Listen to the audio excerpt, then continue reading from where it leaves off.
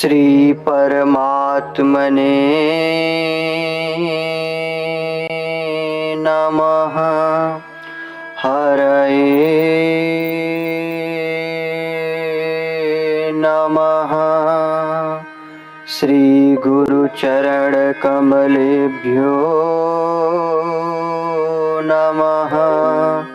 श्री वैष्णवेभ्यो नमः।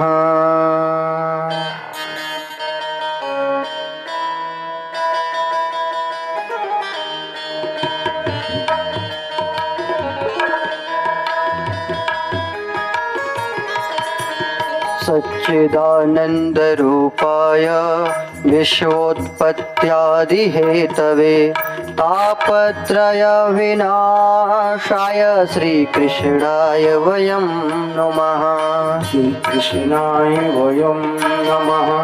श्रीकृष्णाय वयं नमः।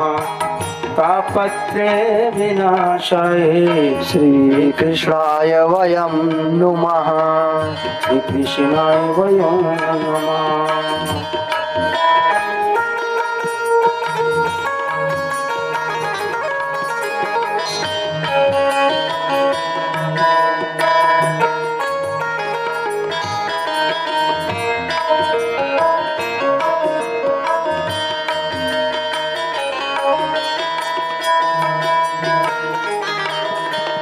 कृष्णाय वासुदेवाय हरये परमात्मने प्रणतक्लेशनाशाय गोविन्दाय नमो नमः। गोविन्दाय नमो नमः। गोविन्दाय नमो नमः। प्रणतक्लेशनाशाय गोविन्दाय नमो नमः। गोविन्दाय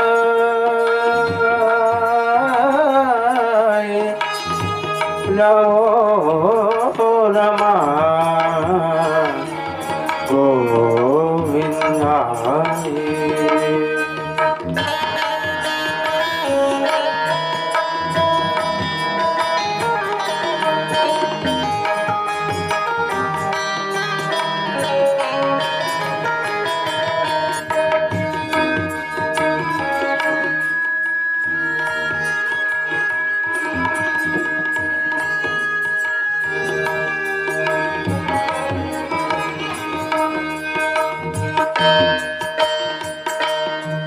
वसुदेवसुतं देवं कंसचारूरमर्दनं देवकी परमानन्दं कृष्णं वन्दे जगद्गुरुं। कृष्णो वन्दे जगद्गुरु। कृष्णो वन्दे जगद्गुरु। देवकी परमानन्दं कृष्णो वन्दे जगद्गुरु।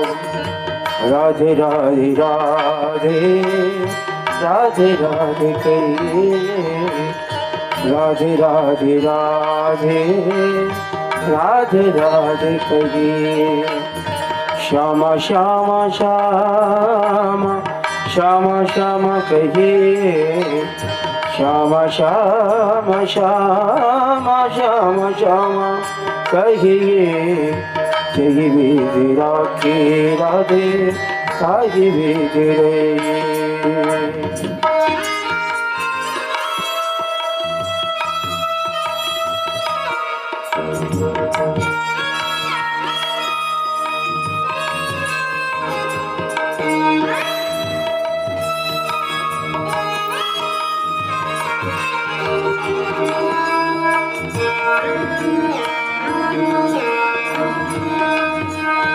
नाम संकीर्तनं यस्य सर्वपापप्रणाशनं प्रणामो दुःखशमनस्तं नमामि हरिं परं तं नमामि हरिं परं तं नमामि। हरिं परं तं नमामि। हरिं परं तं नमामि। हरिं परं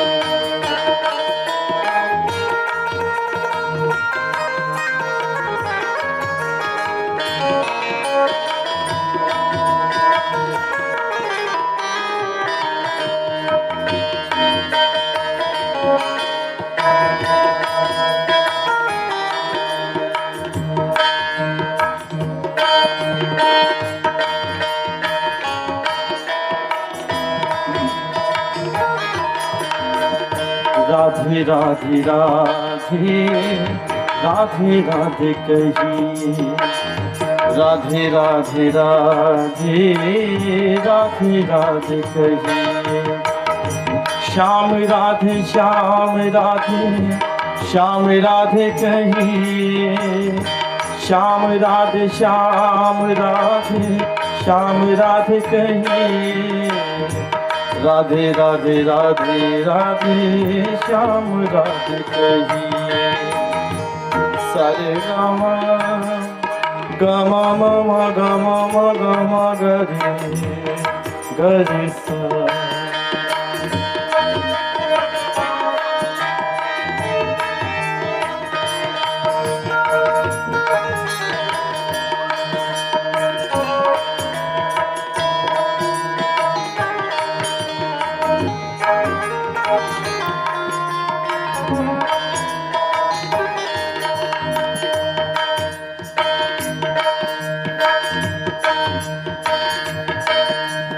नारायणं नमस्कृत्य नरं चैव नरोत्तमं देवीं सरस्वतीं व्यासं ततो जयमुदीरये।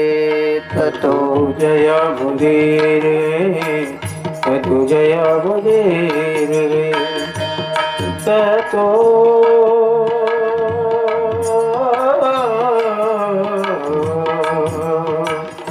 जयमुदीरये।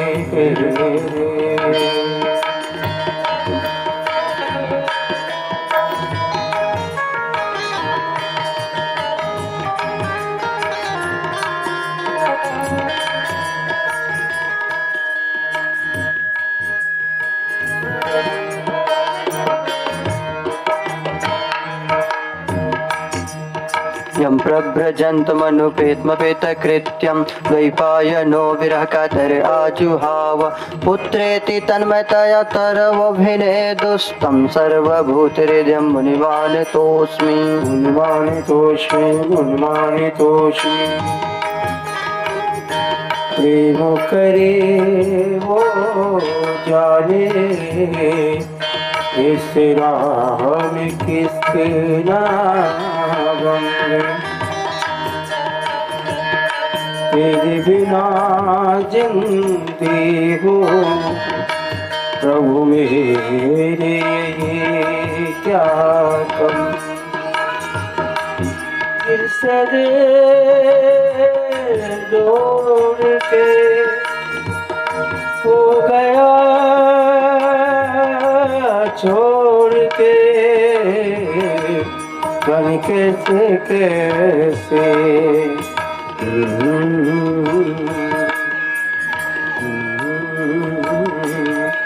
जान कैसे कैसे सपने पिरोई में जाने कैसे कैसे सपने पिरोई में मेरा खाना जाके क्यों ना आया उन्हें सखियों।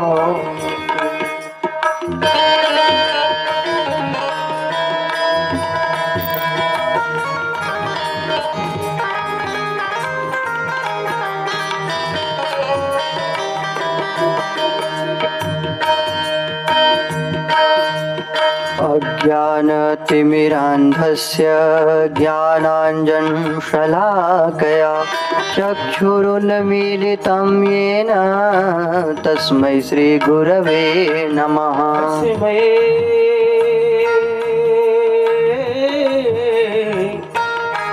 श्री गुरुवे नमः।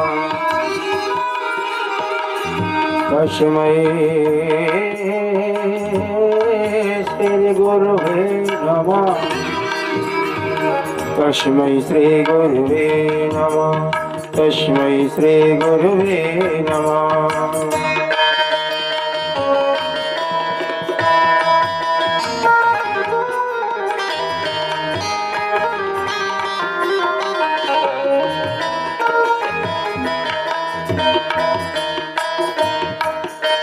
वाञ्छा वाञ्छाकल्पतरुभ्यश्च कृपासिन्धुभ्यैव च पतितानां पावनेभ्यो वैष्णवेभ्यो नमो नमः। श्री वैष्णवेभ्यो नमो नमः। वैष्णवेभ्यो नमो नमः।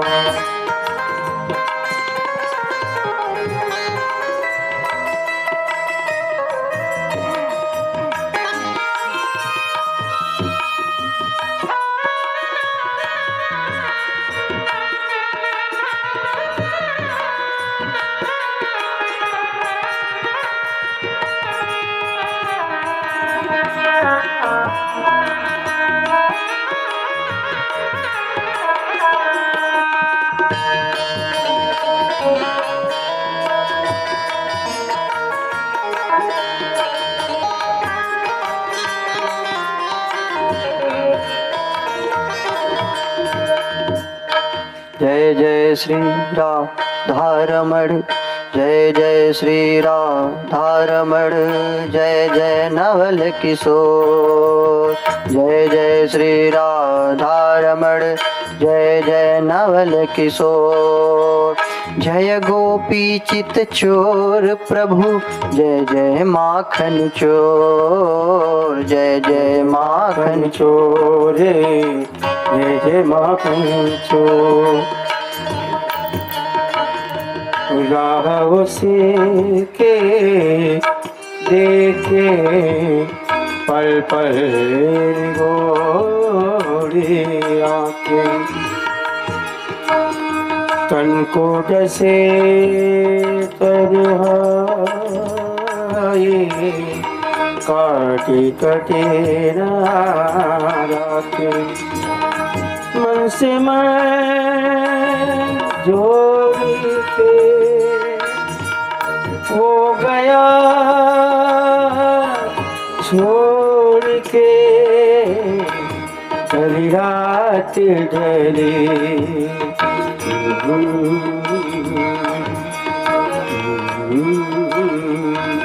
ढली रात ढली, नहीं सोई में ढली रात ढली, नहीं सोई में मेरा कान्हा जाके क्यों ना आया, ना आया उन सखियों से।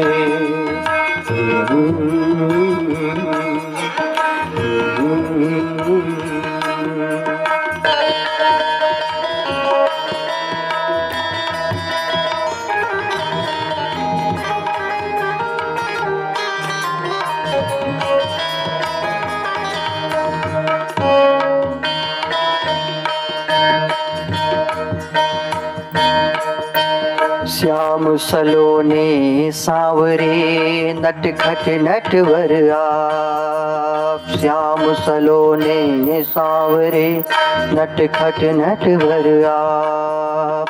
मायापति करुणानिधे हरहु विषंभव ताप, हरहु विषंभव ताप।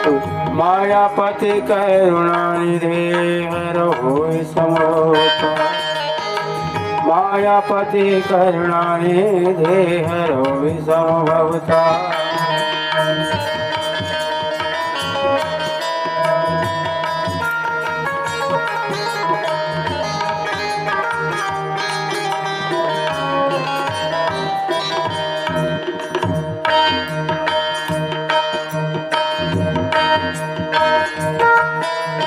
कृपा करो हे राधिके भरो प्रेम की रंग। कृपा करो हे राधिके भरो प्रेम की रंग। एक बार मोहि दरस दे श्री मनमोहन के संग संग संग, मनमोहन के संग संग, मनमोहन के संग। एक बार मोहि दर्श दे मनमोहन के, पाना रे मेरी भूल भुला दे, आ जाओ फिर जो चाहे सजा देना, आ जाओ फिर जो चाहे सजा दे, मैं अब ना करूँगी ठिठुरी तेरे साथ, नाव तक आई मिलन के बुरा, कर गया काना मिलन का वादा, यमुना किनारे खड़ी दे कब से राना, अब तक आई मिलन के बुरा, अब तक आई मिलन के बुरा।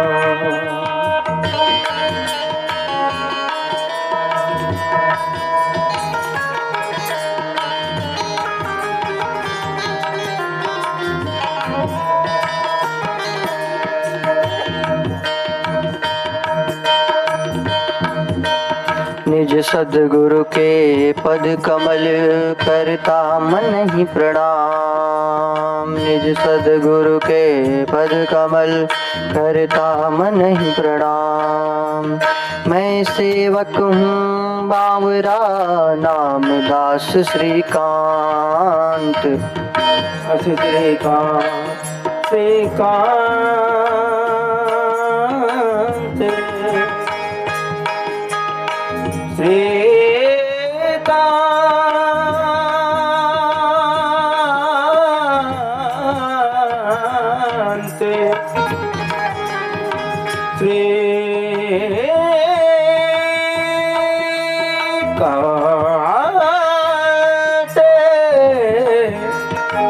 मैं सेवक यति बाबुरा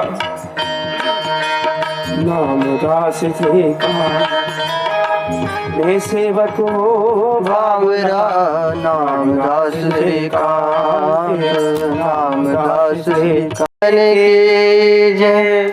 राधा रानी सरकार की जय, भागवत भगवान की जय, व्यास जी महाराज की जय, परीक्षित महाराज की जय, शुकदेव जी महाराज की जय, सनकादि ऋषियों की जय, शौनकादि ऋषियों की जय, सूत जी महाराज की जय, नारद जी महाराज की जय, उद्धव जी महाराज की जय, चारों धाम की जय, चारों वेद की जय, सप्तपुरियों की जय, सप्त ऋषियों की जय, सप्त चिरंजीवियों की जय, नवग्रहों की जय, नव योगेश्वरों की जय, नव कन्याओं की जय, पंच कन्याओं की जय, द्वादश भागवतों की जय, गंगा मैया की जय, जमुना मैया की जय, सरस्वती माता की जय, प्रयागराज की जय, गौ माता की जय, धरती माता की जय, तुलसी माता की जय, चित्रकूट धाम की जय, कामताना स्वामी की जय, अवध धाम की जय, अवध सरयू की राम लला की जय। जानकी माता की जय। जगत गुरु श्री रामानंदाचार्य भगवान की जय। श्री संप्रदाय की जय। 24 अवतार की जय। सब संतन की जय। सब भक्तन की जय। श्री सद्गुरुदेव भगवान की जय। जय जय श्री राधे जय जय श्री राधे जय जय श्री राधे। प्यारे पावन पुनीत भगवत कथा रस रसिक श्रद्धालु भक्तवृंद, श्रद्धा एवं ममतामयी माताएं, महासती अनुसूया, द्रौपदी, सत्यवती, सावित्री इत्यादि आदर्श नारियों के पद चिन्हों पर चलने वाली बहनें एवं ध्रुव तथा प्रहलाद जैसे बच्चे, ठाकुर जी की भुवन पावनी गाथा श्रीमद् भागवतम के श्रवण लाभ प्राप्त करने का आज 7वां दिवस है। कल 6ठे दिवस में आप सभी लोगों ने रुक्मिणी मंगल तक के कथा का श्रवण लाभ प्राप्त किया था। आइए उसके आगे चलते हैं, कथा में प्रवेश करते हैं।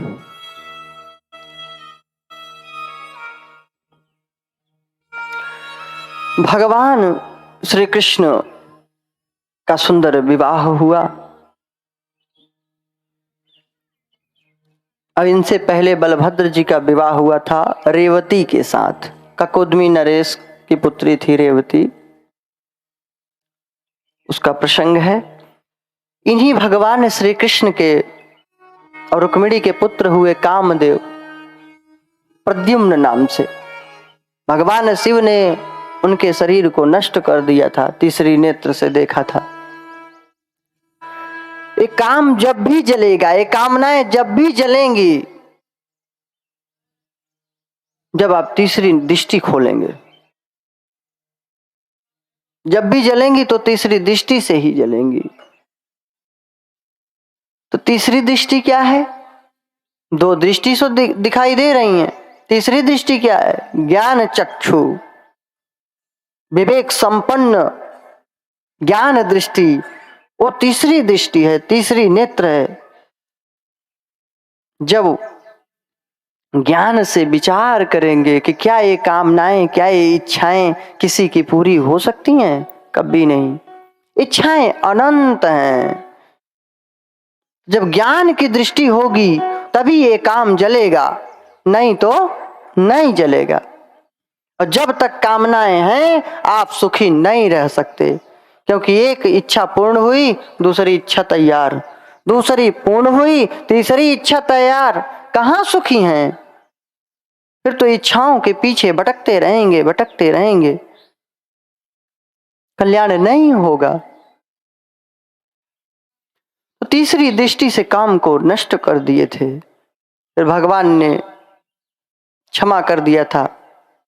जब प्रार्थना किया तो बोले थे कि द्वापर युग के अंत में जब भगवान श्री कृष्ण आएंगे तो उनके पुत्र के रूप में तुम जन्म लोगे।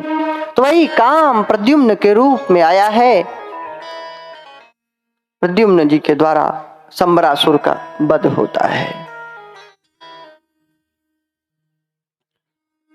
एक दिन की बात है, द्वारिकापुरी में विराजमान है श्री कृष्ण भगवान द्वारिकाधीश। तभी एक सत्राजित नामक यादव, सत्राजित यादव आता है। दिव्य स्यमंतक मणि धारण किया हुआ है। वो भी अपने को राजा ही समझता था।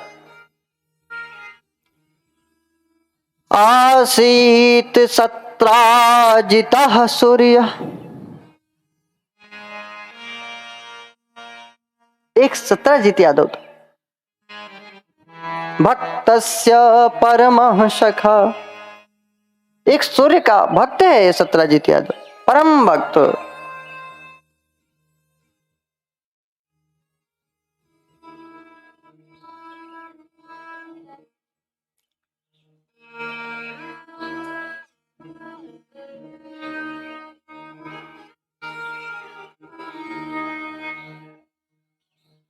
प्रीतस्तस्मै मणिम प्रादात सूर्यस्तुष्ट स्यमंतकम। भगवान सूर्य इसकी भक्ति से, प्रेम से प्रसन्न होकर के एक दिव्य मणि प्रदान किए थे। उस मणि से बहुत सोने निकलते थे, कई कुंटल उस मणि से सोने इसको प्राप्त हो जाते थे। तो काहे को ये गरीब समझे अपने को, ये तो राजा ही समझता था कि मैं द्वारिकाधीश से कम थोड़ी हूं। ऐसा लगा कि मानो भगवान सूर्य ही धरती पे उतर आए हों।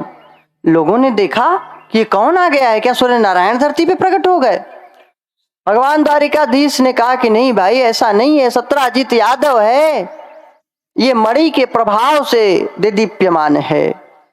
लोगों ने कहा कि सत्राजित यादव, तुम इस मणि को भगवान द्वारिकाधीश को दे दो, क्योंकि ये भगवान हैं, धर्म पूर्वक शासन कर रहे हैं, परोपकार में लगाएंगे। नहीं दिया उसने,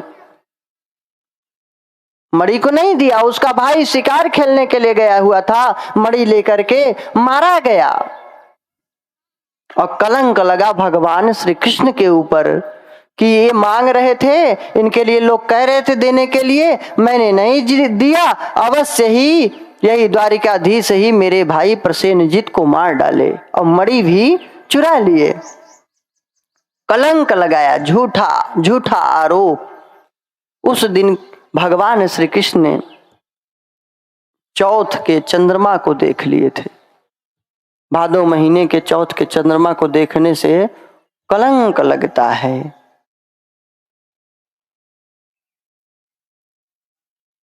देवता होना कोई बहुत बड़ी बात नहीं है, धर्म पूर्वक चलना, मनुष्य होना बहुत बड़ी बात है। चंद्रमा ने अपराध किया था, गुरु पत्नी तारा के साथ अपराध किया था, इसी का पुत्र बुद्ध हुआ था, इस कारण इसको दोष लगा था, कलंक लगा था। गुरु स्त्री गमन, सुवर्ण की चोरी, विश्वासघात, मदिरापान, ब्रह्म हत्या, ये 5 उग्र पाप कहे गए हैं। ये उग्र पाप है, जल्दी खत्म नहीं होता, इसलिए कलंक लगा था। भगवान ने देख लिया था तो इसके कारण झूठा आरोप लग रहा है। कहते नहीं कि इस दिन के चंद्रमा को मत देखो, नहीं तो कलंक लगेगा। रुक्मिणी भी बोलने लगी कि प्रभु लिए हो तो दे दो ना, अरे दिखा दो मुझे कैसी मणि थी। बताओ, रुक्मिणी माता को भी विश्वास नहीं रहा। भगवान ने कहा मैं इस कलंक को अवश्य दूर करूंगा। भगवान निकल पड़े, वन में गए हैं, एक जगह प्रसेनजित का शव मिला है, मरा पड़ा था, लेकिन मणि नहीं मिली। उसके आगे एक सिंह का पद चिन्ह मिला। सिंह के पद चिन्हों के सहारे भगवान श्री कृष्ण बढ़ते गए। एक जगह वह सिंह भी मरा हुआ पड़ा मिला। उसके आगे एक रीछ का पद चिन्ह मिला। तो भगवान ने सोचा कि अवश्य ही कोई रीछ इस सिंह को मार दिया है। उस रीछ के पद चिन्हों के सहारे आगे बढ़ते गए, एक गुफा का द्वार दिखाई पड़ा। उसके अंदर प्रवेश किए। वही स्यमंतक मणि गुफा में प्रकाश फैला रही थी और उस प्रकाश में एक युवती खेल रही थी, क्रीड़ा कर रही थी। भगवान ने उससे मणि को लेना चाहा तो चीखने लगी, चिल्लाने लगी, तो उसका पिता रीछराज आ गया। भयानक युद्ध हुई, 27 दिनों तक युद्ध हुई। बाद में जब शरीर फटने लगा, टूटने लगा, तो हाथ जोड़ के वह रीछ बोला, हे प्रभु आप कौन हैं? आप जो भी हों, आपकी शक्ति तो मेरे प्रभु राम की तरह है। भगवान मुस्कुराने लगे, कहे भक्तराज मैं वही राम ही हूं। तुम्हारी इच्छा थी मुझसे युद्ध करने की, वो मैं पूर्ण किया। ये रीछराज कौन थे? जामवंत जी। जब भगवान श्री रामचंद्र जी अवध धाम पधारे, राज्याभिषेक हो रहा था, इनकी गोल गोल सुंदर भुजाओं को देख करके जामवंत जी के अंदर हुआ कि ये अगर युद्ध करते तो आनंद आता। रावण और कुंभकर्ण और मेघनाथ ये सब तो किसी काम के नहीं थे। सोचो, वृद्ध थे। जब रावण से युद्ध हो रहा था तो जामवंत जी बूढ़े थे। जामवंत मंत्री अति बूढ़ा, बूढ़े भी नहीं अति बूढ़ा, और फिर भी एक घूसा रावण को मारा था तो रावण मूर्छित हो गया था। जब भगवान बलि के यहां मांगने गए थे वामन अवतार में, बलि बाधत प्रभु बाड़ेहु सो तनु बरन न जाए, उभय घड़ी मह दीन्ही सप्त प्रदक्षिण धाय। 2 घड़ी में लगभग 48 मिनट में 7 प्रदक्षिणा पूरे ब्रह्मांड की कर डाले। और जब भगवान राम युद्ध कर रहे थे तो वृद्ध थे, तो भी बोले कि ये मेघनाथ रावण मेरे जोड़ के नहीं थे। भगवान अगर मुझसे युद्ध करें तो कुछ आनंद आए। तो भगवान तो मन की बात जानने वाले, बोले एवमस्तु। तो भगवान ने कहा ये तुम्हारी भक्तराज इच्छा थी, इसलिए मैं उसको पूर्ण कर दिया। जामवंत जी चरणों में पड़ गए, भगवान ने राम रूप से उनको दर्शन दिया, कृपा किया। और क्या सोच रहे हो कि युद्ध कोई हम आप कर पाएंगे क्या? भगवान से युद्ध करने वाला उनका भक्त ही है। नहीं, उनको भेजना आना नहीं पड़ेगा, किसी भी सेवक को भेज देंगे। हनुमान, अंगद, नल, नील यही काफी हैं। रावण तो जय विजय भगवान का पार्षद था, तब वो गए थे। छोटे मोटे असुर के लिए थोड़ी ना, वो तो भगवान का ही सेवक था। वो लीला किए थे, चलो तुम राक्षस बन जाना, श्राप दिलवा देते हैं, तुम्हें हम मारेंगे, फिर हमारे धाम आ जाना, लोग शिक्षा लेंगे कि अधर्म नहीं करना चाहिए। नहीं, हम लोग तो एक साधारण बंदर आ जाए ना तो हालत खराब हो जाती है। तो जोड़ का तोड़, तब तो युद्ध होगा। जामवंत जी ही भगवान से लड़ सकते हैं 27 दिनों तक। कंस को तो तुरंत एक घूसा मारे खत्म। एक जगह रामलीला हो रही थी, गांव था। अंगद जी का अभिनय कर की बारी आई। अंगद जी का अभिनय करना था, अंगद जी बीमार हो गए। बीमार, अब ये हुआ किसको अंगद बनाया जाए। एक हलवाई साहब मोटे तगड़े थे, पकड़ लिया गया, गोंद लगा करके लाल पीले रुई से चिपका दिया गया शरीर, बढ़िया सुंदर। नकली पूंछ लगा दी गई, मुखौटा, बोले कि अब तुम अंगद हो। बोले पैसे? कहे पैसे मिल जाएंगे, चिंता मत करो, पहले अंगद तो बनो। तो बोले क्या बोलना है, हमें तो कुछ आता नहीं। कहे तुम एक काम करो, तुम जब रावण पूछेगा कि तुम कौन हो तो बता देना कि मैं बाली का पुत्र राम का दूत अंगद हूं। बोले ठीक। अब रामलीला के मंच पे गए, कभी रामलीला देखे भी नहीं थे, पहली बार गए बेचारे अंगद बन के। अब पर्दा खोला गया, विकराल वेश का 10 मुख का रावण। घबरा गए कि ये कहां फंस गए। डांट करके रावण ने पूछा, ओ बंदर के बच्चे, तू कौन है, तेरा नाम क्या है, बता तेरा काम क्या है। अब कांपने लगे, भूल गए कि बाली का पुत्र राम का दूत अंगद हूं। हाथ जोड़ के बोले माफ करना, मैं कोई अंगद उंगद नहीं हूं, मैं इस गांव का छगन हलवाई हूं। तो पर्दा ढकी गई, क्योंकि अब अंगद तो कभी बने नहीं थे, तो क्या अंगद का पात्र करें। तो जो भगवान का भक्त होगा, जो उनके पास रहने वाला होगा, वही युद्ध करेगा। साधारण आदमी के लिए भगवान जाएंगे क्या? भ्रिकुटी विलास सृष्टि लय हुई, ऐसे देखेंगे समाप्त, समस्त सृष्टि साफ हो जाएंगी युद्ध करने के लिए। तो भक्त थे जामवंत जी, इसलिए 27 दिनों तक युद्ध करके इनको प्रेम प्रदान किए। जामवंत जी ने निवेदन किया कि मेरी पुत्री को प्रभु स्वीकार कर लीजिए। अब भगवान को एक पुत्री, 2 पुत्री, संसार के जितने आत्मा सब उनकी पत्नी, सबको दे दो, सबको स्वीकार करेंगे। जैसे माता पिता के लिए पुत्र पुत्री सब बराबर, बेटे बेटी सब उन्हीं के तो हैं, उसी प्रकार संसार के जितने भी प्राणी मात्र हैं सब भगवान के हैं। भगवान सबका स्वामी है, सबका मालिक है। तो जामवंती से भी भगवान का विवाह हुआ। अब 2 विवाह कर लिए। आप नहीं करना, एक ही बहुत है। मणि को लेकर के आए हैं, सत्राजीत यादव को दिए हैं, तब जाके कलंक दूर हुआ। सत्राजीत यादव डरने लगा कि अब क्या होगा, झूठा हमने इल्जाम लगाया। तो उसने भी अपनी पुत्री सत्यभामा का इनसे विवाह कर दिया।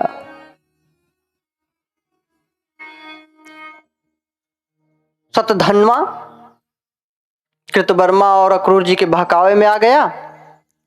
उसने सोते हुए सत्राजीत का वध कर दिया कि ये मणि मुझको देता, मुझसे अपनी पुत्री का विवाह करने की बात किया था, इनसे क्यों किया, मार डाला। लोगों ने सोचा हो सकता है द्वारिकाधीश ही न मार डाले हों। भगवान सतधन्वा का भी उद्धार करते हैं। अक्रूर जी मणि लेके चले गए थे तो उनसे मंगा करके मणि दिखलाते हैं तो भगवान का कलंक दूर होता है। जो भी चौथ के चंद्रमा को देख ले तो उसको ये कथा पढ़नी या सुननी चाहिए, तो उसको कलंक का प्रभाव नहीं पड़ता। बाद में तो और भी विवाह हुए।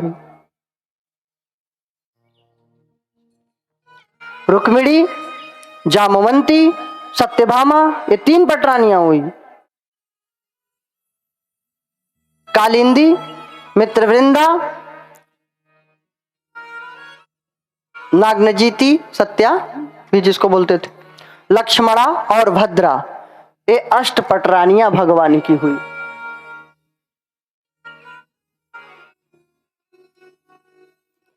और 16,100 और राजकुमारियों से भगवान का विवाह हुआ था। तो कितने विवाह, क्योंकि वो भगवान हैं, उनके अंदर वासना नहीं है। पूरी सृष्टि के लोग उनसे प्रेम करें तो वे सबसे मिलेंगे अलग अलग रूप बना करके।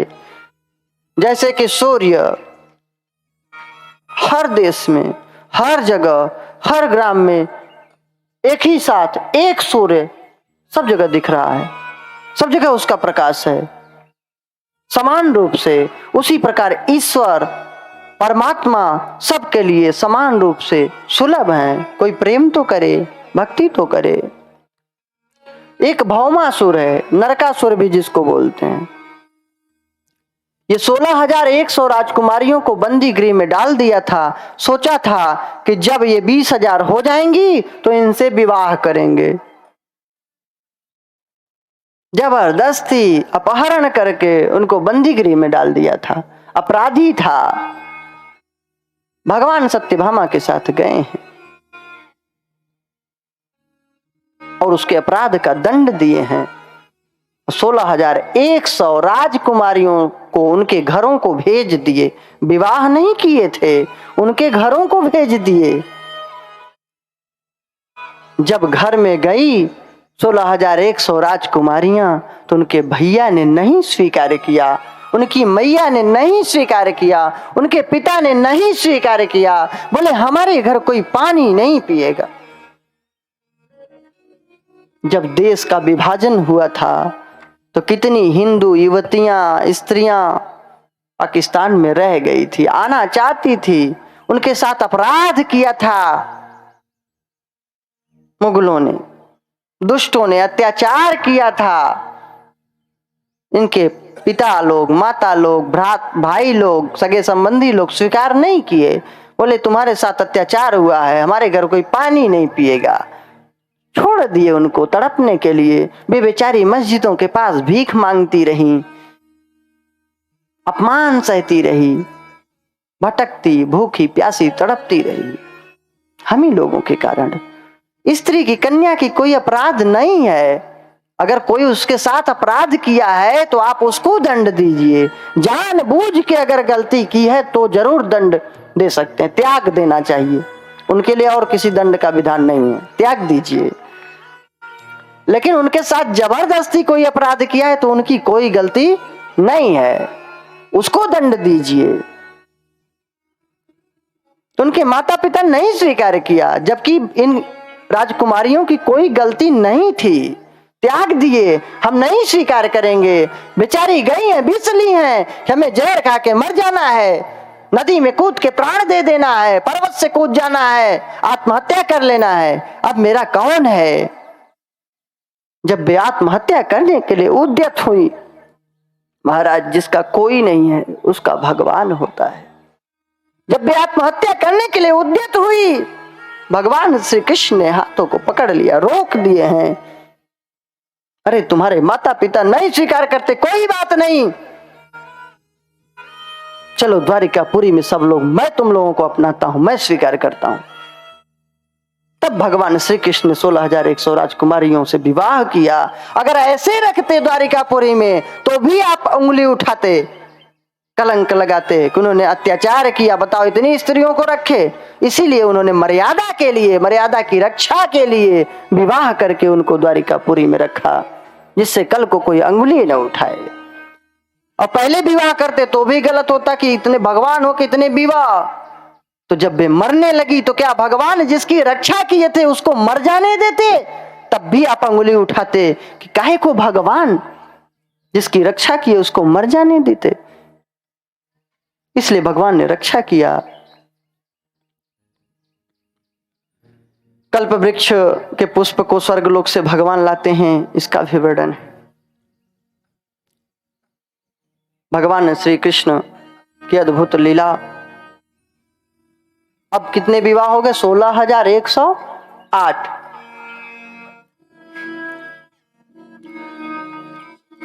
रुक्मी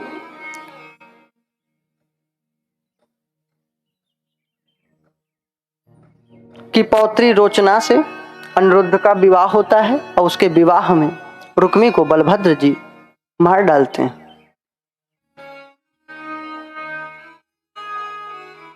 पुत्री रुक्मवती से प्रद्युम्न का विवाह होता है। उषा एवं अनिरुद्ध के विवाह का वर्णन है। बाणासुर की पुत्री उषा थी। इसके साथ अनिरुद्ध जी का विवाह होता है। बाणासुर की 1000 भुजाओं को भगवान काट डालते हैं, उसके अभिमान को नष्ट करते हैं। बाद में वो प्रणत होता है, भगवान से क्षमा प्रार्थना करता है, उसके ऊपर कृपा करते हैं। दुर्योधन की पुत्री लक्ष्मणा के साथ सांब का विवाह हुआ। यद्यपि उसको स्वयंवर से सांब जी ले जा रहे थे युद्ध करके, तो दुर्योधन इत्यादि घेर लिए हैं मारने के लिए। बलभद्र जी कुपित हुए, हल लेकर के पूरे हस्तिनापुरी को हिला डाले। बोले इसको मैं उलट पलट दूंगा, यमुना जी में बहा दूंगा। तो सब लोग क्षमा प्रार्थना किए और साम और लक्ष्मणा का विवाह किए। दुर्योधन की पुत्री थी। एक दिन भगवान श्री कृष्ण की दिनचर्या देखने नारद जी पधारे। नारद जी ने कहा हमको तो विवाह करने नहीं दिए, बंदर का मुख और लगा दिए। जब विवाह करने के लिए गए थे ना, नारद जी, बंदर का मुख लग गया था। बोले थे जेहि विधि हो ही नाथ हित मोरा, करहूं सो बेगी दास मैं तोरा।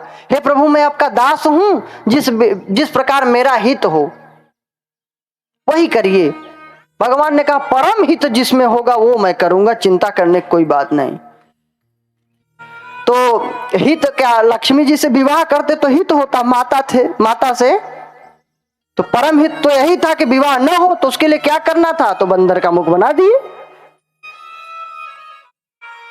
तो श्राप दे दिए कि जाओ तुम्हारे बंदर भालू सहायता करेंगे। अच्छा, साधु संतों को श्राप भी देने का सहूर नहीं है, क्योंकि ये संत हैं, कल्याण ही करते हैं।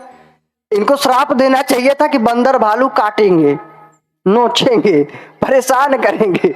तो श्राप क्या दिए कि जाओ बंदर भालू तुम्हारी सहायता करेंगे। नारी के विरह में जब दुखी हो गए तो बंदर भालू सहायता करेंगे। बाहर नारद जी महाराज। तो संत हृदय नवनीत समाना, ये श्राप भी देंगे तो आपका कल्याण निश्चित है। जिस भी ऋषि ने किसी को श्राप दिया तो भगवान उसको निश्चित मिले हैं। कोई भी पुराण शास्त्र पढ़िए, ऋषि ने अगर श्राप दिया, असुर बना, तो भगवान ने उसका उद्धार अवश्य किया है। तो नारद जी दिनचर्या देखने आए कि हमको विवाह करने नहीं दिए, और 16,108 विवाह, जरा देखूं कैसे रहते हैं। नारद जी जाते हैं देखने के लिए, जहां जाते हैं तो वहीं भगवान श्री कृष्ण कहीं दान कर रहे हैं, कहीं सिंहासन पे विराजमान हैं, कहीं मंत्रियों के साथ मंत्रणा कर रहे हैं, कहीं रुक्मिणी जी के कक्ष में विराजमान हैं, सत्यभामा के कक्ष में, मित्रवृंदा के, कालिंदी के, लक्ष्मणा के, सत्या के, भद्रा के, जामवंती के, जिस जिस कक्ष में जाते हैं सब जगह भगवान नजर आते हैं। हाथ जोड़ के प्रार्थना किए, प्रभु 16,108 नहीं, पूरे विश्व के प्राणी सब आपसे विवाह कर लें तो सबको आप जो है एक समान दर्शन देंगे, कृपा करेंगे। क्योंकि वो सर्वत्र समाया हुआ है, कहां नहीं है भगवान। प्रेम तो करो, अगर प्रेम नहीं होगी तब नहीं। कभी कभी भक्त को लगता है कि भगवान मेरा अपना नहीं है, भगवान मेरे ऊपर कृपा नहीं है, भगवान की कृपा नहीं है, भगवान हमारा नहीं है, दुखी हो जाता है। लेकिन यह सत्य नहीं है, भगवान बहुत कृपा करता है, हम जानते नहीं हैं। एक ब्राह्मण काशी के बहुत भक्त थे भगवान भोलेनाथ के। एक दिन जा रहे थे, उनके पैर में बहुत बड़ा कांटा चुभ गया, कंटक लग गया, रक्त निकलने लगा, बहुत ही दुखी हुए। लंगड़ाते लंगड़ाते गए मंदिर के पास, देखते हैं कि एक चोर जो रोज चोरी करता था, जेब काटता था, वही मंदिर के पास एक सोने की थाल उसको मिल गई। और दुखी हो गए कि मैं भगवान का भक्त हूँ, मेरे चरण में कांटे लग रहे हैं, और ये पापी है, चोर है, तो इसको भगवान ने सोने की थाल दिया।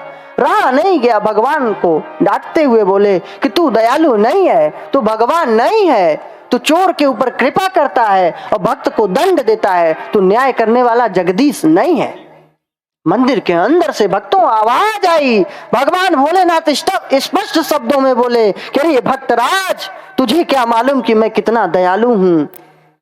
आज जो तुझे कांटे लगे हैं ना, तो आज के दिन तुझे सूली पे लटकना लिखा था। इतना पूर्व जन्म में तूने पाप किया था कि आज के दिन तुझे सूली पे लटकना था, लेकिन तू मेरा भक्त था, इसलिए वह सूली पे जो लटकना था वो एक कांटे में बदल गया। ये मेरी दया है, ये मेरी करुणा है। और इस चोर के भाग्य में राजा बनना लिखा था, लेकिन इस जीवन में इतना कुकर्म किया, पाप किया कि अब जिंदगी में एक सोने की थाल से ही इसको संतोष करना पड़ेगा। और अगर धर्म करता तो आज के दिन ये राजा बनता, कितने सोने की थाल को दान करता। तो भगवान करुणा करता है, दया करता है, लेकिन हम उसको समझ नहीं पाते। बहुत दयालु है, बहुत करुणाशील है। कभी कभी भक्त को ऐसा लगता है कि भगवान दया नहीं करते। अरे वे तो एक केवट के ऊपर भी कृपा करते हैं। गंगा पार जाना था, कितना अनुनय विनय किए कि हे भैया पार कर दो। कौन पार करने के लिए बोल रहा है? चक्रवर्ती सम्राट के पुत्र राजकुमार भगवान श्री रामचंद्र जी हाथ जोड़ रहे हैं, भैया पार लगा दो, बिठा लो नाव में। और केवट करा नहीं नहीं चलो दूर, हम सब जानते हैं पत्थर को छू लिए थे, नारी बन गई थी। अगर कहीं काट की मेरी नौका नारी बन गई तो मेरा तो बंटाधार हो गया, मैं कैसे खाऊंगा, कैसे जीऊंगा। नहीं भैया पार कर दो। अरे पार कर, नहीं नहीं दूर, पहले चरण धोऊंगा, सब जो है रज निकल जाएंगे और उसको पीऊंगा, देखूंगा कि कोई जादू टोना तो नहीं हो रहा है। अगर जादू टोना कुछ होगा तो मैं नाव पे नहीं चढ़ाऊंगा, फिर बाद में नाव पे बिठाऊंगा। तो बड़े भाव से केवट पुकार रहा है, बातचीत कर रहा है। भगवान राम उसको निवेदन कर रहे हैं, चक्रवर्ती सम्राट के राजकुमार हैं, फिर भी क्यों? क्योंकि वे दयालु हैं, करुणा के सागर हैं, कृपा के सिंधु हैं।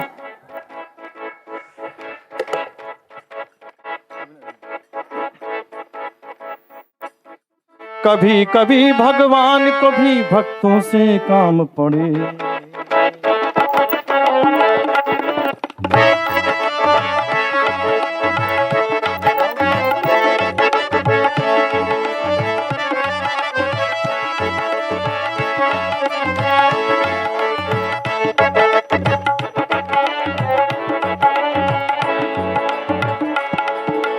कभी कभी भगवान को भी भक्तों से काम पड़े। जाना था गंगा पार प्रभु के वट की नाव चढ़े। जाना था गंगा पार प्रभु के वट की नाव चढ़े।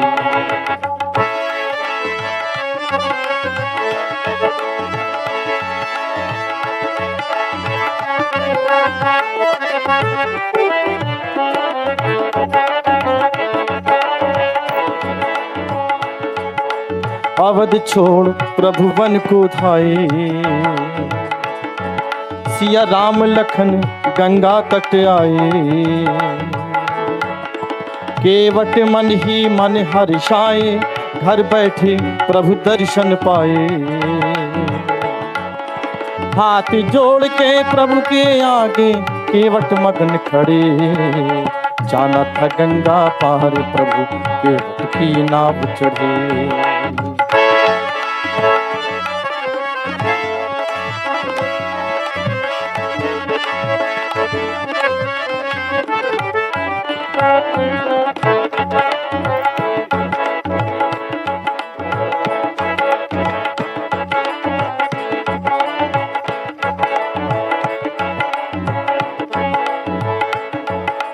प्रभु बोले तुम नाव चलाओ।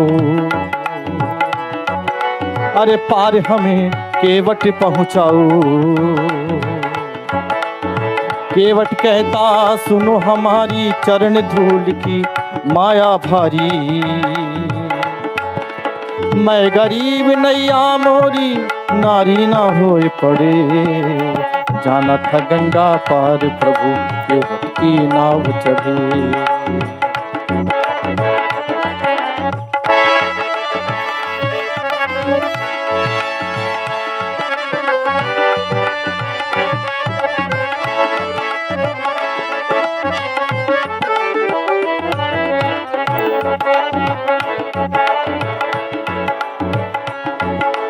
केवट दौड़ के जल भर लाया।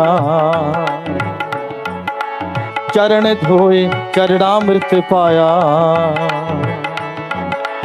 वेद ग्रंथ जिनके यश गावे। केवट उनको नाव चढ़ावे। बरसे फूल गगन से ऐसे भक्त के भाग बढ़े। जाना था गंगा पार प्रभु के वट की नाव चढ़े।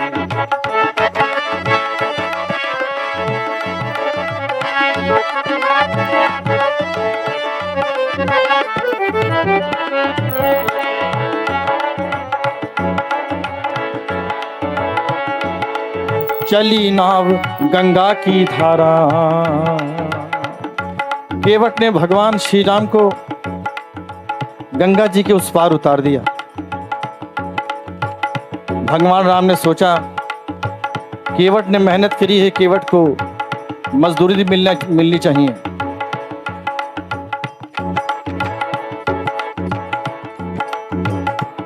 भगवान श्री राम ने केवट को केवट की मजदूरी देनी चाहिए। लेकिन केवट बोला हो नाई से ना नाई लेत। धोबी से ना धोबी लेत।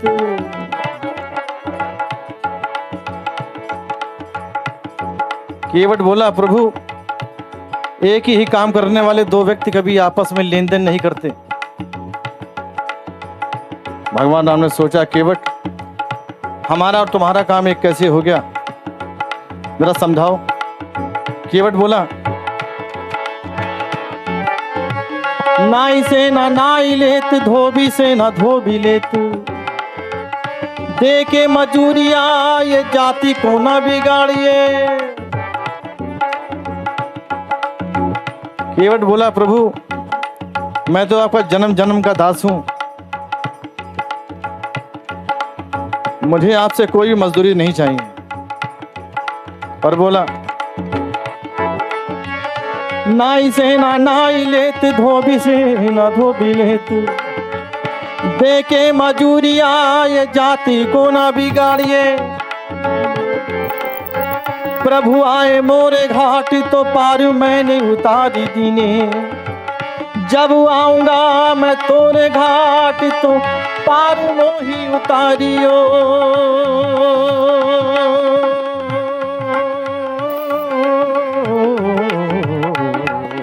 चली नाव गंगा की धारा, सिया राम लखन को पार उतारा। प्रभु देने लगे नाव उतराई, केवट कही नहीं रघुराई। पार किया मैंने तुमको, अब तू मोह पार करे। जाना था गंगा पार, प्रभु के भक्त की नाव चढ़े। कभी कभी भगवान को भी भक्तों से काम पड़े। जाना था गंगा पार, प्रभु के भक्त की नाव चढ़े। प्रभु के भक्त की नाव चढ़े, प्रभु के भक्त की नाव चढ़े। बोलिए भक्त वत्सल भगवान की। तो भगवान परम करुणा निधान है, लगता है भक्त को। नारद जी ने देखा सर्वत्र भगवान हैं। बोले प्रभु आप एक से नहीं, पूरे संसार के लोग समर्पित हो जाएं आपके प्रति तो आप सभी से प्रेम करेंगे।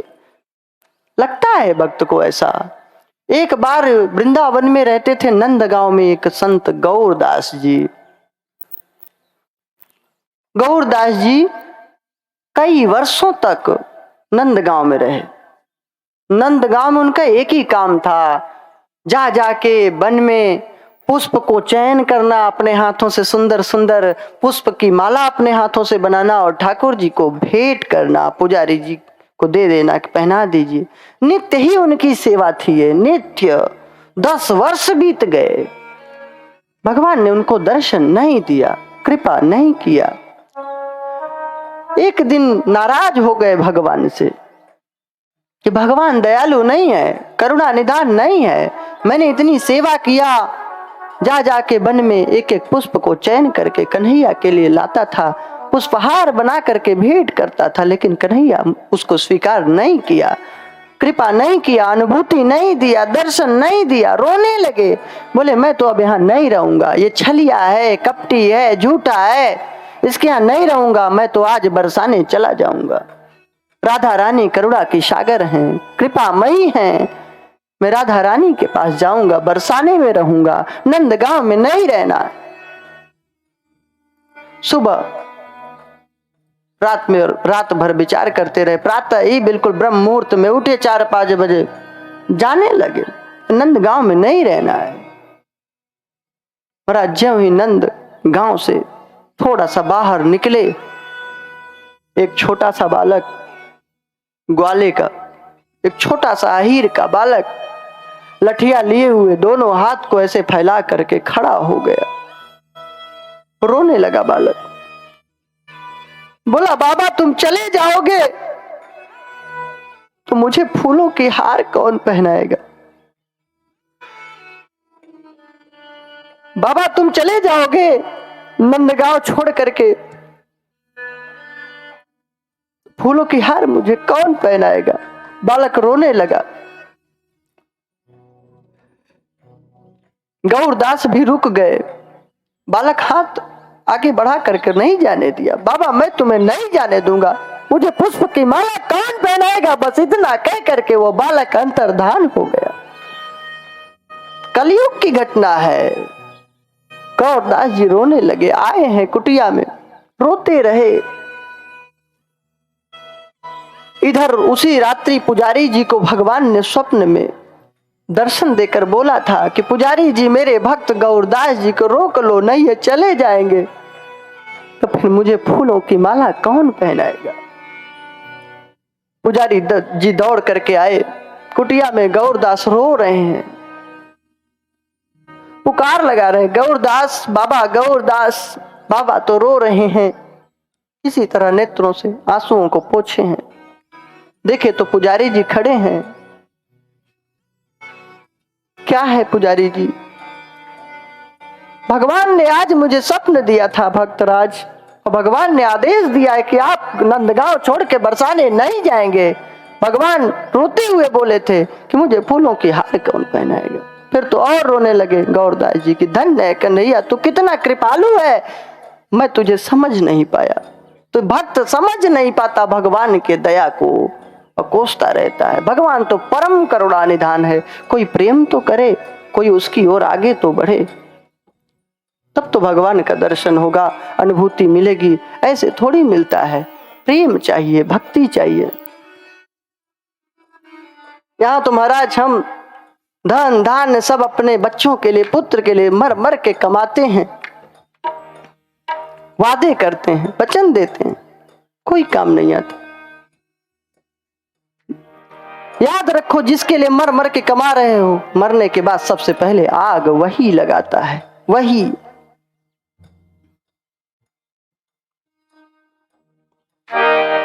इसीलिए समय रहते भक्ति कर लो, कुछ धर्म कर लो, जो आपके साथ जाएगा, यहां कुछ नहीं रहेगा।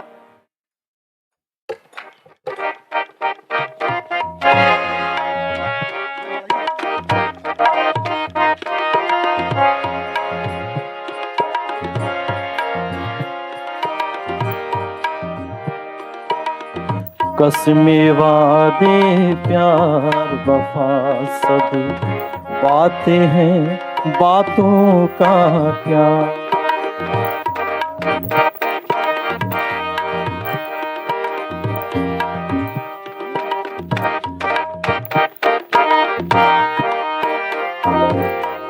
कसमें वादे प्यार वफा सब बातें हैं, बातों का क्या। कोई किसी का नहीं, ये झूठे नाते हैं, नातों का क्या। कसमें वादे प्यार वफा सब बातें हैं, बातों का क्या।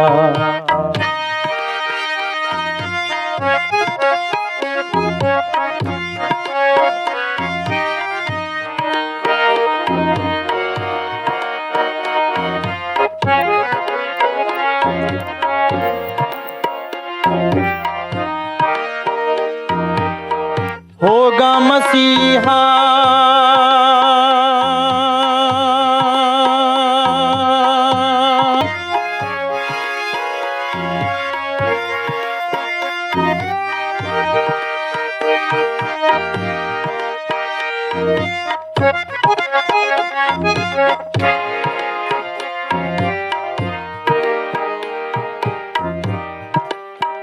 इस पूरे गाने में जीवन की सत्यता है। अंतिम पंक्तियां, बातें हैं, बातों का क्या। बातें हैं, बातों का क्या। बोलिए भक्त वत्सल भगवान की जय। भगवान परम करुणा निधान है, परम करुणा करता है। वो तो कहता है कि एक कदम तू चल, मैं तेरे पास 10 कदम न चल के आऊं तो बताना। कोई चले तो उसकी राह में। कितने महान विद्वान स्वामी विवेकानंद, जिस पुस्तक को पढ़ते थे, देखते थे याद, उनका चौथाई हिस्सा भी कोई नहीं नास्तिक होगा।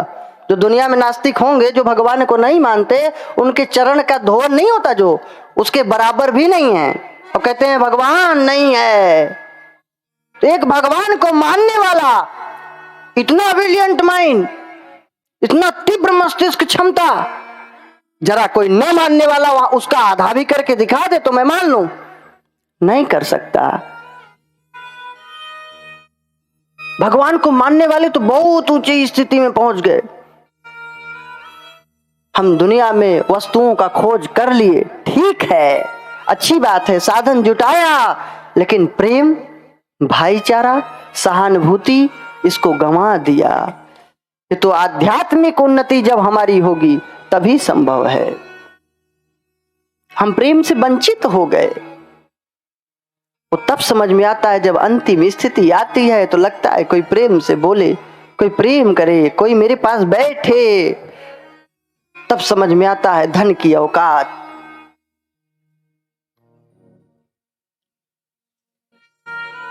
प्रेम सबको चाहिए।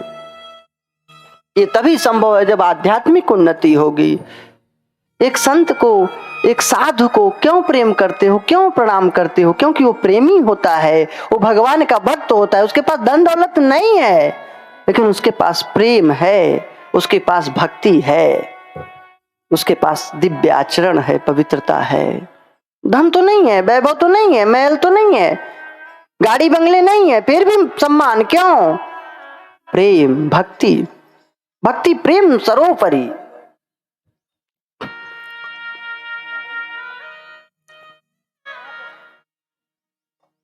काशीराज, द्विविद, पौंड्रक इत्यादि असुरों का उद्धार भगवान के द्वारा होता है।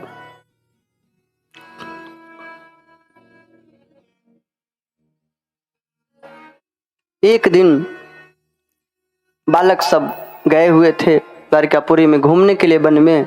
वहां एक कुआं पड़ा गहरा दिखाई दिया, उसमें एक बहुत बड़ा गिरगिट था।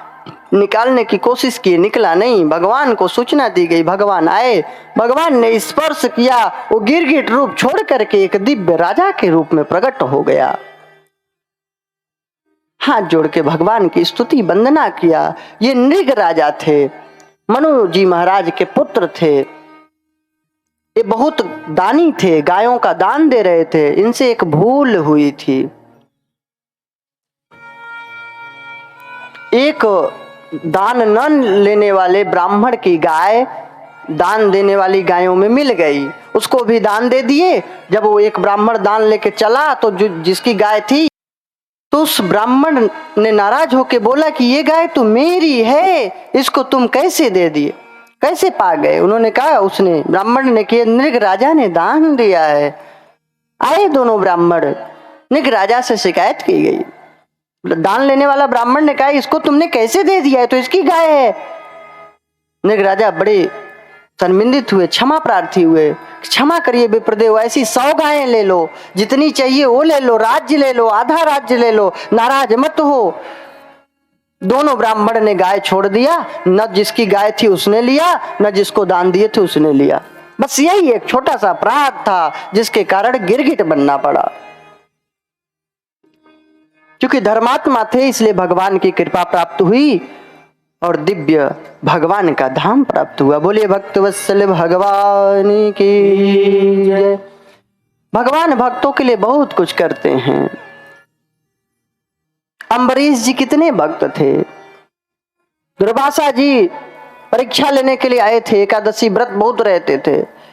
जब एकादशी समाप्त हो गई थी, द्वादशी थोड़ी ही शेष थी, तो पारण नहीं कर पाए थे। दुर्वासा जी पहुंच गए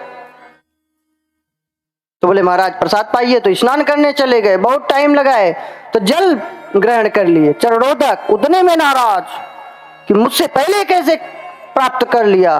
कृत्या को प्रकट किए, सुदर्शन ने नष्ट कर दिया और सुदर्शन दौड़ा लिए दुर्वासा जी को। दुर्वासा जी तीनों लोकों में घूमे, चारों दिशाओं में, 10 दिशाओं में, हर जगह घूमे, लेकिन उनकी रक्षा कहीं नहीं हुई। जब अम्बरीश के पास आए तभी रक्षा हुई। भगवान ने कहा, अहम भक्त पराधीनो है स्वतंत्र इव द्विज। हे ब्राह्मण देवता, मैं स्वतंत्र नहीं हूं, मैं भक्तों के अधीन रहता हूं। तो भगवान भक्तों के दास हैं, भगवान भक्तों के भक्त हैं।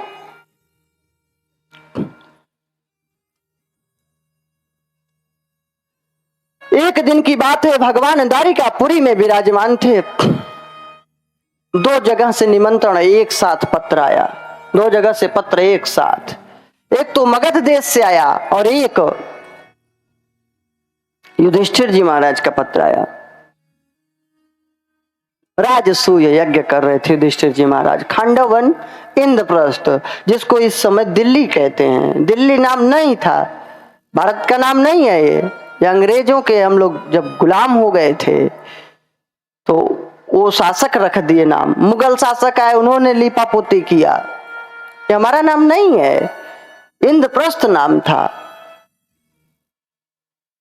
नाम बदलना चाहिए, परिवर्तन होना चाहिए। जो भारत की संस्कृति है, धरोहर है, उससे छेड़खानी नहीं होनी चाहिए। उन दिनों भी वो राजधानी थी युधिष्ठिर महाराज की, आज भी राजधानी है, लेकिन थोड़ा सा नाम अलग है। निमंत्रण पत्र आया, भगवान सोचे अब किधर जाऊं। मगध देश का जो राजा जरासंध था, उसने 20,000 राजाओं को बंदी गृह में डाल दिया है कि बलि चढ़ाऊंगा। तांत्रिक यज्ञ करता था सिद्धि के लिए, शक्ति प्राप्त करने के लिए। तामसी यज्ञ, नास्तिकता युक्त यज्ञ, वो कोई यज्ञ नहीं है। भूत प्रेतों की पूजा नहीं करनी चाहिए। कितने लोग पीपल की पूजा करते हैं तो कहते हैं ब्रह्म बाबा हैं, बिल्कुल गलत। भगवान श्री कृष्ण ने कहा तो जब भी पीपल की प्रदक्षिणा करें, पूजा करें तो ब्रह्म रूप मान के, ब्रह्म नहीं, ब्रह्म भगवान श्री कृष्ण का रूप है, तो आप मुक्त होंगे, कल्याण होगा। और ब्रह्म भूत की पूजा करोगे तो कल्याण नहीं होगा। पूजा होगी भगवान की, वो पूजा भूत की नहीं होगी, होगी भगवान की, लेकिन वो अविधि पूर्वक है। आप जानकर नहीं पूजा कर रहे हैं कि भगवान की पूजा कर रहा हूं, इसलिए वो भगवान की भक्ति नहीं मानी जाएगी। आप मरने के बाद भूत प्रेत योनि को ही जाएंगे। ये मानिए कि इसमें नारायण का वास है, इसमें ब्रह्मा विष्णु महेश का वास है, ये नारायण का वास है, तब आपका कल्याण होगा, नहीं होगा। कि तांत्रिक यज्ञ करता है जरासंध, तामसी। पत्र आया है, उद्धव जी ने कहा प्रभु आप तो राजसूय यज्ञ में पधारिए। चलिए दोनों कार्य हो जाएगा, एक पंथ दो काज। कैसे? कि जब राजसूय यज्ञ करेंगे युधिष्ठिर महाराज तो उसके लिए राजाओं की जरूरत पड़ेगी। सब युधिष्ठिर को अपना राजा मानेंगे, भेंट देंगे। जरासंध तो भेंट देगा नहीं, झुकेगा है नहीं, तो उससे युद्ध करना पड़ेगा, तो अपने आप वो मारा जाएगा। भगवान ने कहा ये ठीक, राजसूय यज्ञ में पधारे। भीम और अर्जुन को लेकर के गए मगध देश, युद्ध की भिक्षा मांगे। युद्ध हुई भीमसेन से, 27 दिनों तक युद्ध भयानक। भीमसेन सोचे अब खिसक लो, ये बहुत मारता है, मरता है नहीं।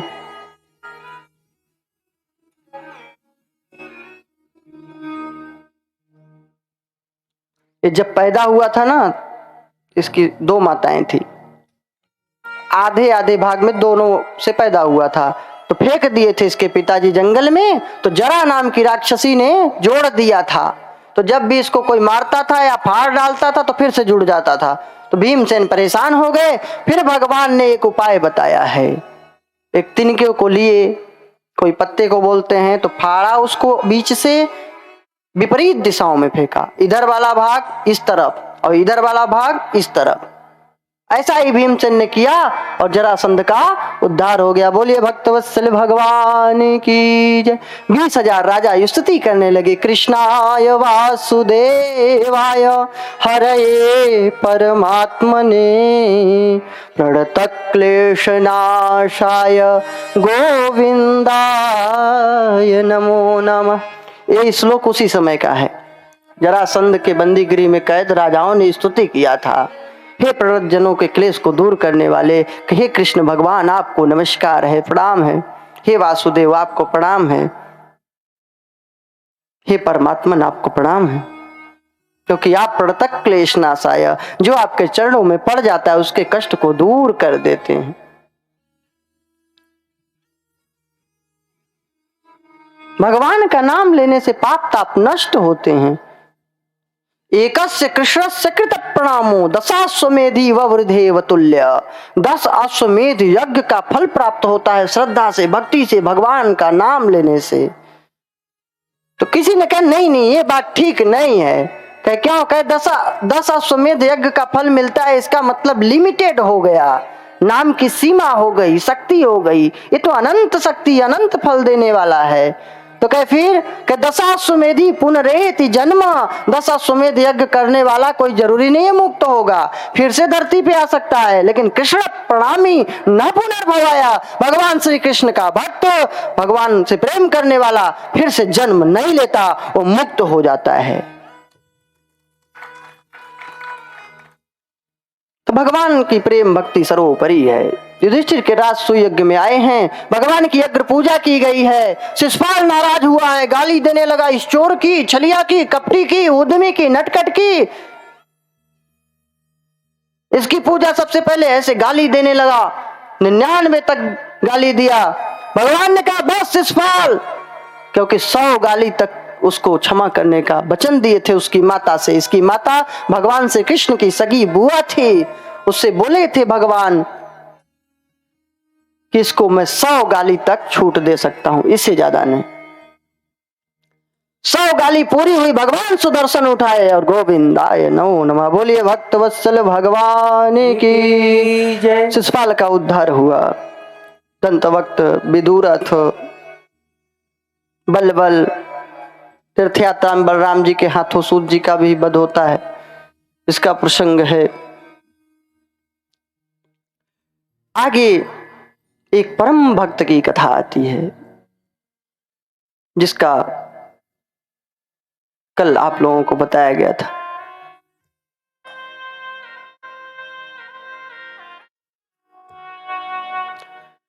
महाराज एक भक्त हैं सुदामा, गुजरात में रहते हैं।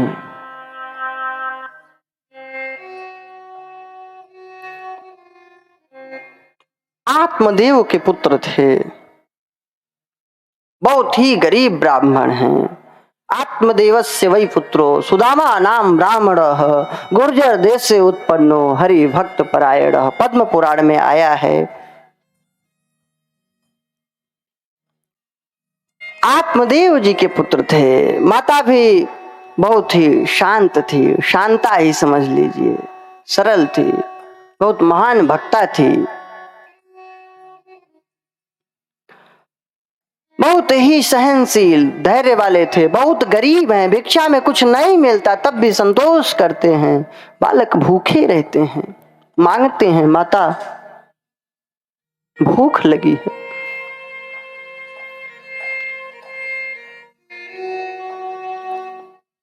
जब घर में कुछ हो तो कुछ खिलाए। माता मटके में जल भर के चूल्हे पे चढ़ा देती है, बोलती है बेटा अभी सिद्ध हो रहा है, सिद्ध होने पे चावल खिलाऊंगी। तब तक बालक भोजन की याद करते करते रात्रि मध्य रात्रि में सो जाते हैं। कभी भोजन मिलता है, कभी नहीं मिलता है।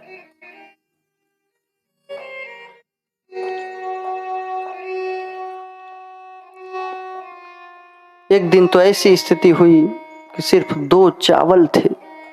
सुदामा जी ने उसको ही भगवान को अर्पण कर दिया। हे कन्हैया स्वीकार करो।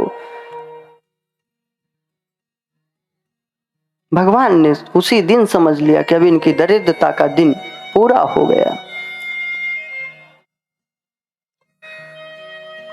एक दिन पत्नी ने दुखी होकर के कहा है कि स्वामी आपके मित्र हैं द्वारिकाधीश, क्यों नहीं आप चले जाते, आपकी गरीबी दरिद्रता मिट जाएगी।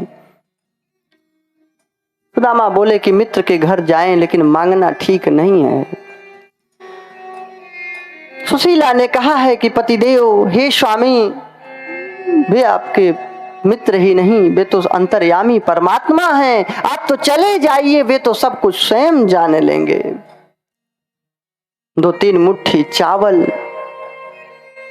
मांग लाई कहीं से भिक्षा में, क्योंकि किसी मित्र के यहाँ, अतिथि के यहाँ, बहन बेटी के यहाँ, माता पिता के यहाँ, गुरु के यहाँ जाते समय कुछ भेंट अवश्य लेके जाना चाहिए सम्मान के लिए। नहीं कुछ है तो तुलसी दल और पुष्प ही लेके चले जाइए। सुदामा जी लिए हैं तंदुल को, भगवान को प्रणाम करके चले हैं। लड़खड़ाते हुए, गिरते पड़ते, कांटे चुभते हैं, बीमारियां इतनी फटी हैं, खून निकल रहा है, नंगे पांव, न सर पे कोई पगड़ी, फटी हुई धोती। एक जगह समुद्र को पार करना होता है, तब जाके द्वारिकापुरी में प्रवेश होता है। वहां पे आए तो सोचे अब कैसे जाऊं, नाविक यद्यपि बुला रहा है, आ जाओ विप्रदेव, मैं पार कर दूंगा, मुझे कुछ नहीं चाहिए। सुदामा जी बोले हे नाविक, हे माझी, मेरे पास कुछ नहीं, मैं जन्म भर का दरिद्री हूं, मैं क्या दूं। माझी ने कहा हे ब्राह्मण देव, आपके पास जो है वही दे दो, मैं उसे स्वीकार करूंगा। महाराज ये कोई साधारण माझी नहीं थे, नदी नाला और समुद्र के खेवैया नहीं थे, ये भवसागर के खेवैया भगवान द्वारिकाधीश ही आए थे। भगवान ने उसी समय सुदामा की दरिद्रता को ले लिया है, पार कर दिया। द्वारिकापुरी में आए हैं, सबसे पूछ रहे हैं कि भाई द्वारिकापुरी में भगवान किधर हैं, मेरे बचपन के मित्र हैं। लोग उपहास कर रहे हैं। द्वारपालों से पूछे हैं कि महाराज द्वारिकाधीश के पास जाना है, मिलना है, मेरे बचपन के मित्र हैं। द्वारपाल दौड़ के गया है, भगवान को सूचना दिया है कि हे प्रभु, एक द्वार पे गरीब दरिद्री ब्राह्मण आया है, फटी सी धोती पहना है, पागल की तरह लगता है, न तो चरणों में पादुका है, न शीश पे पगड़ी है, और आपको अपना मित्र कहता है। शीश पगाना जगह तन पे,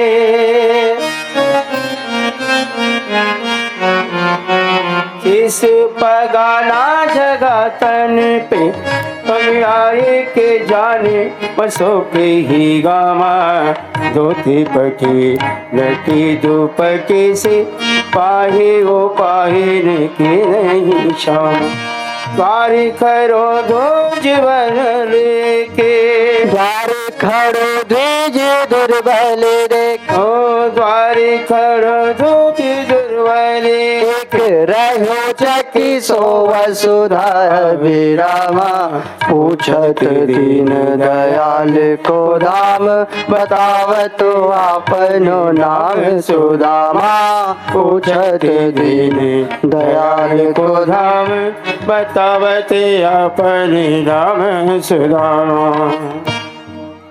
जय सुदामा नाम सुने भगवान दौड़ पड़े। एक नंगे पांव आने वाले मित्र से भगवान द्वारिकाधीश नंगे पांव दौड़ पड़े। न शीश पे मुकुट धारण किए, न चरणों में पादुका है, दौड़ पड़े नंगे पांव बेसुध की तरह। यह है मित्रता का आदर्श। भगवान श्री कृष्ण परम मर्यादा की स्थापना किए। भगवान राम ने मर्यादा की स्थापना किया तो भगवान श्री कृष्ण ने परम मर्यादा की स्थापना किया। अमर्यादित कार्य कहीं नहीं किए हैं, क्योंकि वे भगवान हैं। उन्हीं की वाणी गीता है, विश्व प्रसिद्ध ग्रंथ, दिव्य पावन पुनीत ग्रंथ। किसी धर्म की नाम नहीं, किसी जाति की नाम नहीं, केवल मानव के कल्याण का उपदेश। वो कभी अमर्यादित कार्य करेंगे? दौड़ पड़े एक मित्र के लिए, एक गरीब मित्र के लिए जिसके पास कुछ नहीं है, मिठाई तक लाने को नहीं है, 500 पाई तक नहीं ला सकता, टूटे चावल लाया है, मैले कपड़े में बांध कर उस गरीब, उस दरिद्र ब्राह्मण से मिलने के लिए दुनिया का मालिक, त्रैलोक्य का स्वामी, दुनिया को बनाने वाला द्वारिकाधीश श्री कृष्ण दौड़ पड़े मिलने के लिए। यह है मित्रता का आदर्श। यहाँ प्रेम सर्वोपरि है, कोई ऊंच नहीं, कोई नीच नहीं। मित्रता का धर्म ही है, प्रेम पर टिका होता है। इसकी आधार प्रेम है, न कि धन दौलत, न कि वैभव, न कि बल, सिर्फ प्रेम।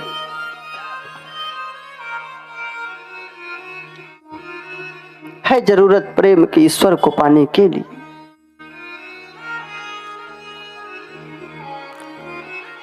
भगवान को पाना हो तो प्रेम को प्राप्त करिए, तो आपके लिए भी भगवान ऐसे दौड़ पड़ेगा जैसे सुदामा को गले लगा लिया। है जरूरत प्रेम की ईश्वर को पाने के लिए, है जरूरत प्रेम की ईश्वर को पाने के लिए। प्रेम की गीता पढ़ो, प्रेम की गीता पढ़ो, प्रभु को मनाने के लिए। है जरूरत प्रेम की ईश्वर को पाने की।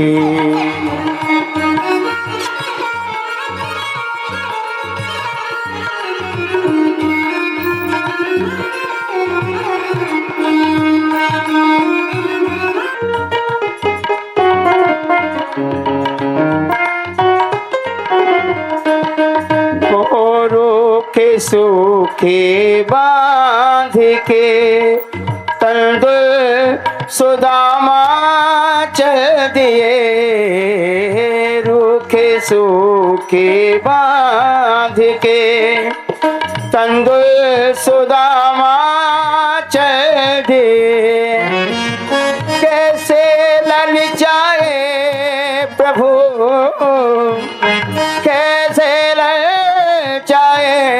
प्रभु उस दाने दाने के लिए है जरूरत प्रेम की, ईश्वर को पाने के।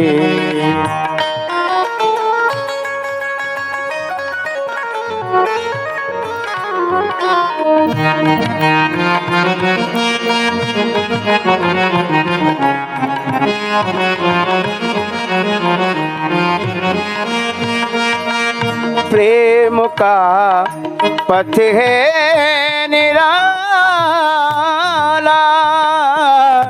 कोई करके देख लो। प्रेम की बात ज़माने से निराली देखी,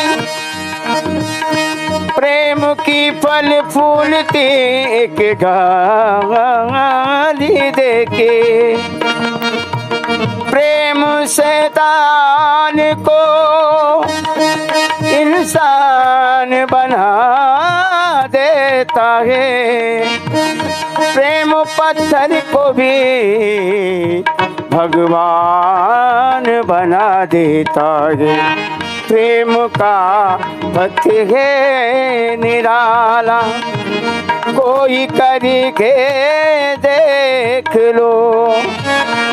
यूं तो लाखों घूमते, यूं तो लाखों घूमते, यूं तो लाखों घूमते, घंटी हिलाने के लिए है जरूरत प्रेम की, ईश्वर को पाने के लिए। प्रेम की गीता पढ़ो, प्रेम की गीता पढ़ो, प्रभु को मनाने के लिए है जरूरत प्रेम की, ईश्वर को पाने के, ईश्वर को पाने के, ईश्वर को पाने के लिए। बोलिए भक्त वत्सल भगवान की जय। दौड़ करके सुदामा को गले लगा लिया है भगवान ने। लगी नहीं रहा है कि द्वारिकाधीश हैं और ये कोई दरिद्र ब्राह्मण है। गले से लगा लिया है, आए हैं अपने सिंहासन पे भगवान बिठा दिए, पूजन किए, सेवा किए, वंदना किए। सब रानियां मटके भर जल लेके खड़ी हैं चरण धुलने के लिए। भगवान द्वारिकाधीश बैठे हैं चरणों में। देखे हैं कि मित्र के पैरों में बीवाइयां फटी हैं, कांटे लगे हुए हैं। क्या मित्रता की आदर्श है, क्या मित्र से प्रेम है। बीवाई फटी है सुदामा की, कांटे लगे हैं सुदामा के चरणों में, रो द्वारिकाधीश रहे हैं, मानो इन्हीं को पीड़ा हो रही है। ये है मित्रता का आदर्श। भगवान रोने लगे। ऐसो बेहाल बिवाइन सो, पग कंटक जा लगे पूनि जोई। हाय महा दुख पाए सखा, तुम आए तै नकितै दीन खोई। ऐसो बेहाल बिवाइन सो, पग पंकट जाने लगे, पग जोगे आए सखा दुख पायो महा, तुम आए तेरा किते दिन खोई। देख सुदामा की दीन दशा, देख सुदामा की दीन दिशा। करुणा करी के करुणा निधि रोगे। पानी परात को हाथ छुओ नहीं, नैनन के पहले से मांग दोगे। पानी परात को हाथ छुओ नहीं, नैनन के जल सो पग धोए। भगवान के आंसुओं से ही चरण धुल गए। एक एक कंटक को साफ किए, बहुत रोए हैं द्वारिकाधीश।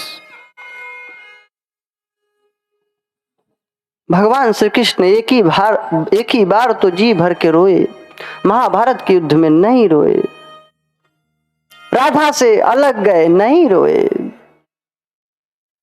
बंदी गृह में जन्म लिए, नहीं रोए। ब्रज छोड़ करके चले गए, लेकिन नहीं रोए। एक गरीब ब्राह्मण के लिए इतना रोए, क्यों? प्रेम के लिए। भगवान के अंदर वासना नहीं है। नहीं, कल को कहते कि स्त्रियों के लिए केवल भगवान रोता है। उसको तो न स्त्री दिखती है, न पुरुष दिखता है, न पुत्र दिखता है, न पुत्री, न बालक, न बालिका, न जानवर। उसको तो सिर्फ प्रेमी दिखता है, बस केवल प्रेमी भक्त। प्रेम परिचय को पहचान बना देता है। प्रेम परिचय को पहचान बना देता है। प्रेम वीरानों को गुलिस्तान बना देता है। मैं आप बेटी कहता हूँ, गैरों की नहीं। मैं आप बेटी कहता हूँ, गैरों की नहीं। प्रेम पत्थर को भी भगवान बना देता है। प्रेम पत्थर को भी भगवान बना देता है।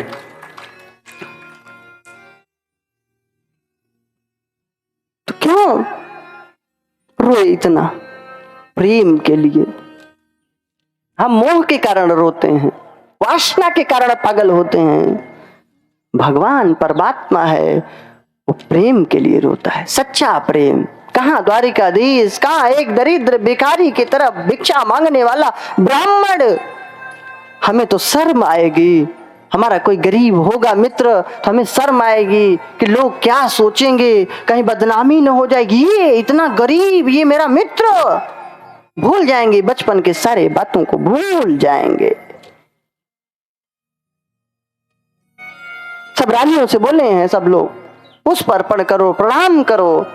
अब 16,108 जिसके घर ही की रानी, बताओ कितना पुष्प चढ़ाएंगी। चढ़ाती जा रही हैं, सुदामा हटाते जा रहे हैं, भरता जा रहा है ऊपर तक। सुदामा जी बोले, कन्हैया क्या मेरी जिंदी समाधि फूलों की यहीं? अरे कितनी रानियां हुई, कहां से लाया है? बाजार से उठा लाया। मित्र हैं द्वारिकाधीश बोले कि अरे ये सब अपनी ही हैं। कितनी? आधी हुई कि नहीं? पूरी हो गई? कन्हैया बोला अभी आधी नहीं हुई, तुम्हें पूरी की पड़ी है। अरे तो कन्हैया मेरे बस की बात नहीं है, तू ही सबकी ओर से प्रणाम कर। अरे नहीं मित्र, आशीर्वाद तो दे दो। रुक्मिणी आई, सौभाग्यवती भव। सत्यभामा आई, अखंड सौभाग्यवती भव। मित्रवृंदा आई, पुत्रवती भव। सबको सुंदर सुंदर ऐसे दे रहे हैं। थक गए सैकड़ों जहां रानियां आई, फिर तो सब सौभाग्यवती पुत्रवती भूल के अब भव भव, अब एक दो हो, कहां तक बोले? फिर तो भव भव भी करना बंद, हाथ हिलाने लगे। फिर हाथ भी हिलना बंद, मुंडे हिलाते हैं। फिर तो हाथ जोड़ के बोले, कन्हैया मेरे बस की बात नहीं, सबकी ओर से तू ही प्रणाम कर ले। ये तो दिन बीत जाएगा, कितने दिन लगेंगे आशीर्वाद देने। भगवान ने प्रणाम किया सबकी ओर से, और भगवान को भी आशीर्वाद दे रहे हैं सुदामा जी। सुंदर स्नान कराया गया, सुंदर दिव्य अंगराग उपटन लगाए गए, शहद दूध दही से स्नान हो रहा है।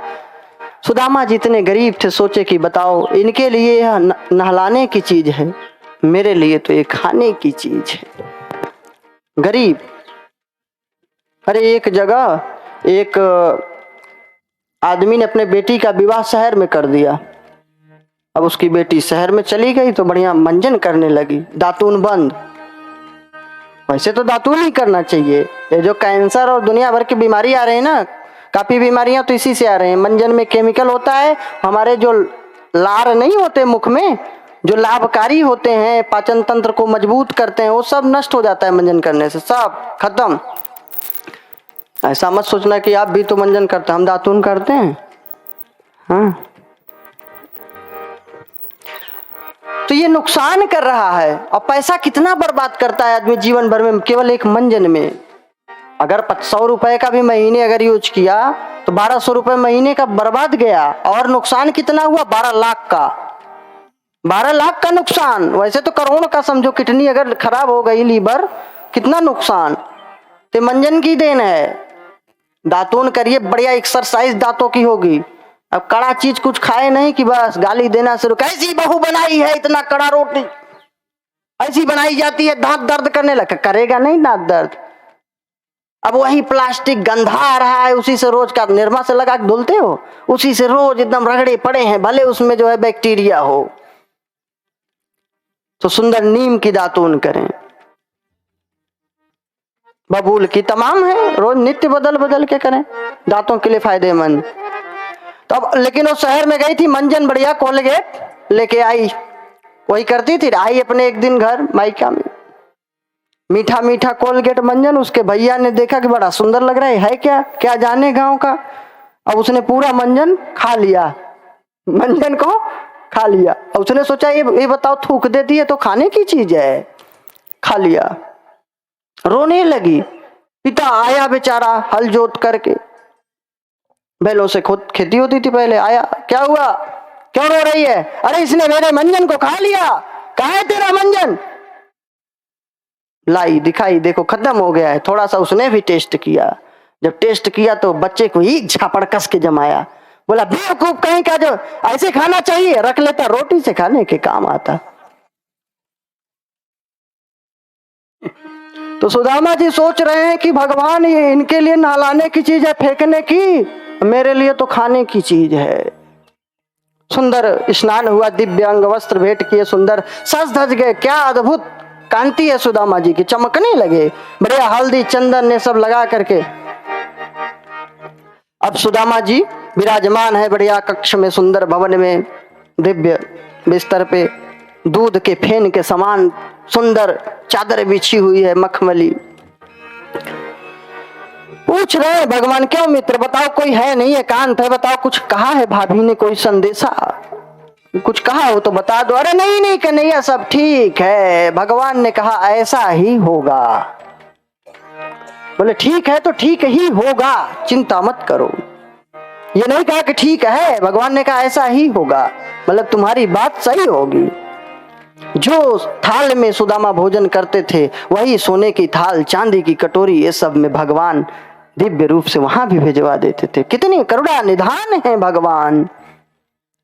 चावल को दुबकाए पड़े थे कि कहीं जान न ले। इतना बड़ा भवन, आश्चर्य की तरह देखते थे कि इतने बड़े भवन में इतनी रानियां, बड़े घरों की होंगी, बदनामी हो जाएगी कि बताओ इतने दरिद्र हैं कि चावल लाए हैं फटे कपड़े में, छिपाए जाएं। कन्हैया ने कहा ये सुदामा बता मित्र कि तू क्या कर रहा है, क्या हो रहा है, दर्द है? अरे हाँ मित्र, बहुत कष्ट है, चल कर आया हूँ लाठी लेके, पैदल बहुत कष्ट है। कन्हैया ने कहा लाओ लाओ, मैं अभी सेवा कर दूं, दबा दूं हाथों को पैरों को, सेवा कर दूं। अरे नहीं नहीं कोई कष्ट, ना ना ना, तुमने बोला है कष्ट है। दौड़ पड़े भगवान, हाथों को दबाने लगे और देखे पोटली छीन लिए हैं। सुदामा बेचारे शर्माने लगे। भगवान तो प्रेम के भूखे हैं महाराज, एक मुट्ठी तंदुल खाए हैं, पूरे धरती लोक का वैभव प्रदान किए सुदामा को। दूसरी मुट्ठी खाए, स्वर्ग लोक की वैभव दिए। तीसरी मुट्ठी में रुक्मिणी जी ने रोक लिया कि प्रभु क्या बैकुंठ भी दे दोगे तो हम कहां जाएंगे। भगवान ने कहा हे देवी, आज तो मन करता है कि मैं दरिद्र हो जाऊं और मेरा मित्र द्वारिकाधीश बन जाए, तब बराबरी होगी। सुदामा के पास सिर्फ 2 चावल थे, उसने पूरा मुझे सौंप दिया था। मैं कैसा मित्र हूं कि जो अपनी पूरी संपत्ति न दे दूं। उसके पास जो संपत्ति थी उसने पूरा का पूरा मुझे दे दिया था, तो आज मुझे मन कर रहा है कि मैं भी पूरा दे दूं। कितने करुणा निधान है भगवान। भगवान भक्त की भक्ति भाव के डोरी में बंध जाते हैं। भगवान भक्त के भक्ति भाव में के डोरी में बंध जाते हैं। व्यथित भक्त की व्यथा मिटाने दौड़े दौड़े आ जाते हैं, दौड़े दौड़े आ जाते हैं। क्या दिन थे बुरे सुदामा के, क्या दिन थे बुरे गरीबी के, पर धैर्य सुदामा तजे नहीं। पत्नी की सुनकर गए वहां जहां द्वारिकाधीश, वहीं कच्चे चावल प्रभु खा करके, कच्चे चावल प्रभु खा करके कैसी करुणा बरसाते हैं। भगवान भक्त की भक्ति भाव के डोरी में बंध जाते हैं। व्यथित भक्त की व्यथा मिटाने दौड़े दौड़े आ जाते हैं, दौड़े दौड़े आ जाते हैं। कोई भक्ति तो करे, प्रेम तो करे। भगवान ने सब वैभव प्रदान कर दिया। द्वारिकाधीश की तरह दिव्य महल बन गई उनकी।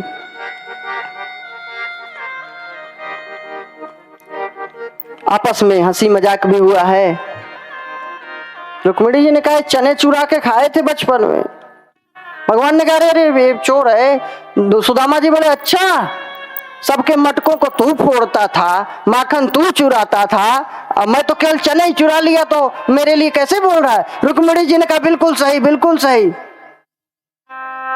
श्री कृष्ण बोले अच्छा अच्छा, अब तुम भी जो है अपने सुदामा जी की ओर हो गई हो, मित्र की ओर। आपस में हंसी मजाक हुई। तो ये दरिद्र क्यों बने? क्या कहीं चने खाए थे उसका तो प्रकोप नहीं था चोरी से? हाँ, उसी का प्रकोप था। तो चुरा के चने खाए सुदामा, आत्मदेव ज्ञानी महान पिता ब्राह्मण के पुत्र हो करके और इतने संस्कारी घर में जन्म लेने वाले सुदामा जी महाराज चोरी करें? संभव नहीं है। तो क्यों किए थे पता है? एक दिन दुर्वासा ऋषि आए थे, गुरुकुल में जब पढ़ते थे सुदामा श्री कृष्ण दाऊ ये सब। दुर्वासा ऋषि आए थे सांदीपनि ऋषि की कुटिया में। उनकी पत्नी थी, भिक्षा मांगा है, भूखे थे, बोले कुछ खिलाओ, नहीं दिया। चने रखी थी कृष्ण भगवान की, कृष्ण से बहुत प्रेम था गुरु माता का, नहीं दिया, कुछ नहीं है। दुर्वासा जी त्रिकालदर्शी क्रोधी महात्मा बोले तेरी कुटिया में है चने हैं, लेकिन तूने नहीं दिया, जा इस चने को जो खाएगा जन्म भर का दरिद्री बन जाएगा। इस बात को सुदामा सुन लिए थे, इस बात को सुदामा ने सुन लिया था। सुदामा बोले कि मेरी मित्रता को धिक्कार है, अगर मित्र मेरा दरिद्र बनेगा तो मैं इस चने को पूरे का पूरा खाऊंगा, लेकिन अपने मित्र को दरिद्र नहीं होने दूंगा। यह है मित्रता का आदर्श। अगर भगवान द्वारिकाधीश ने किया है तो सुदामा जी भी अपनी पूरी त्याग कर दिए, दरिद्रता स्वीकार कर लिए कि हमारे कन्हैया को दरिद्र न होना पड़े। इसलिए ऐसे प्रेमी भक्त के लिए भगवान को रोना पड़ा। हमसे का भूल हुई जो ये सजा हमको मिली, हमसे का भूल हुई जो ये सजा हमको मिली। अब तो चारों ये तरफ बंद है दुनिया की गली, हमसे का भूल हुई ये सजा हमको मिली।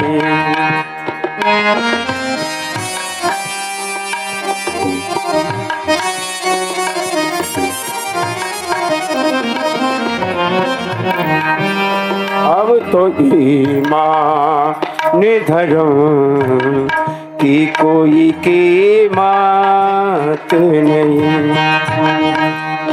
अब तो ईमान धर्म की कोई कीमत नहीं।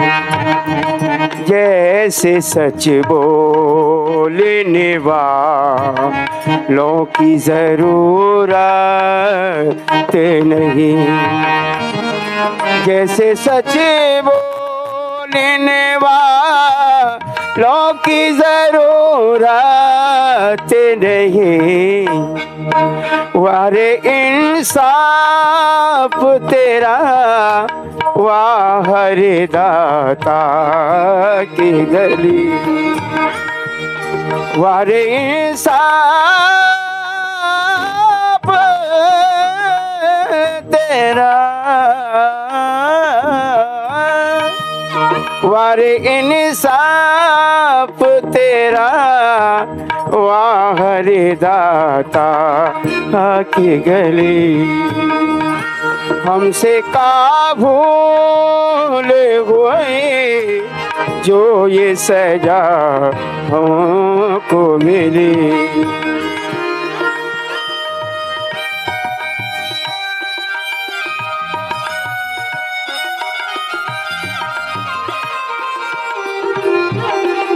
दिल किसी का ना दुखे, हमने तो इतना चाहा।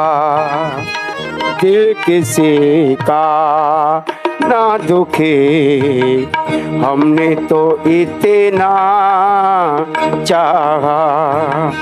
झूठ से दूर रहे, पाप से बचना चाहा। झूठ से दूर रहे, पाप से बचना चाहा।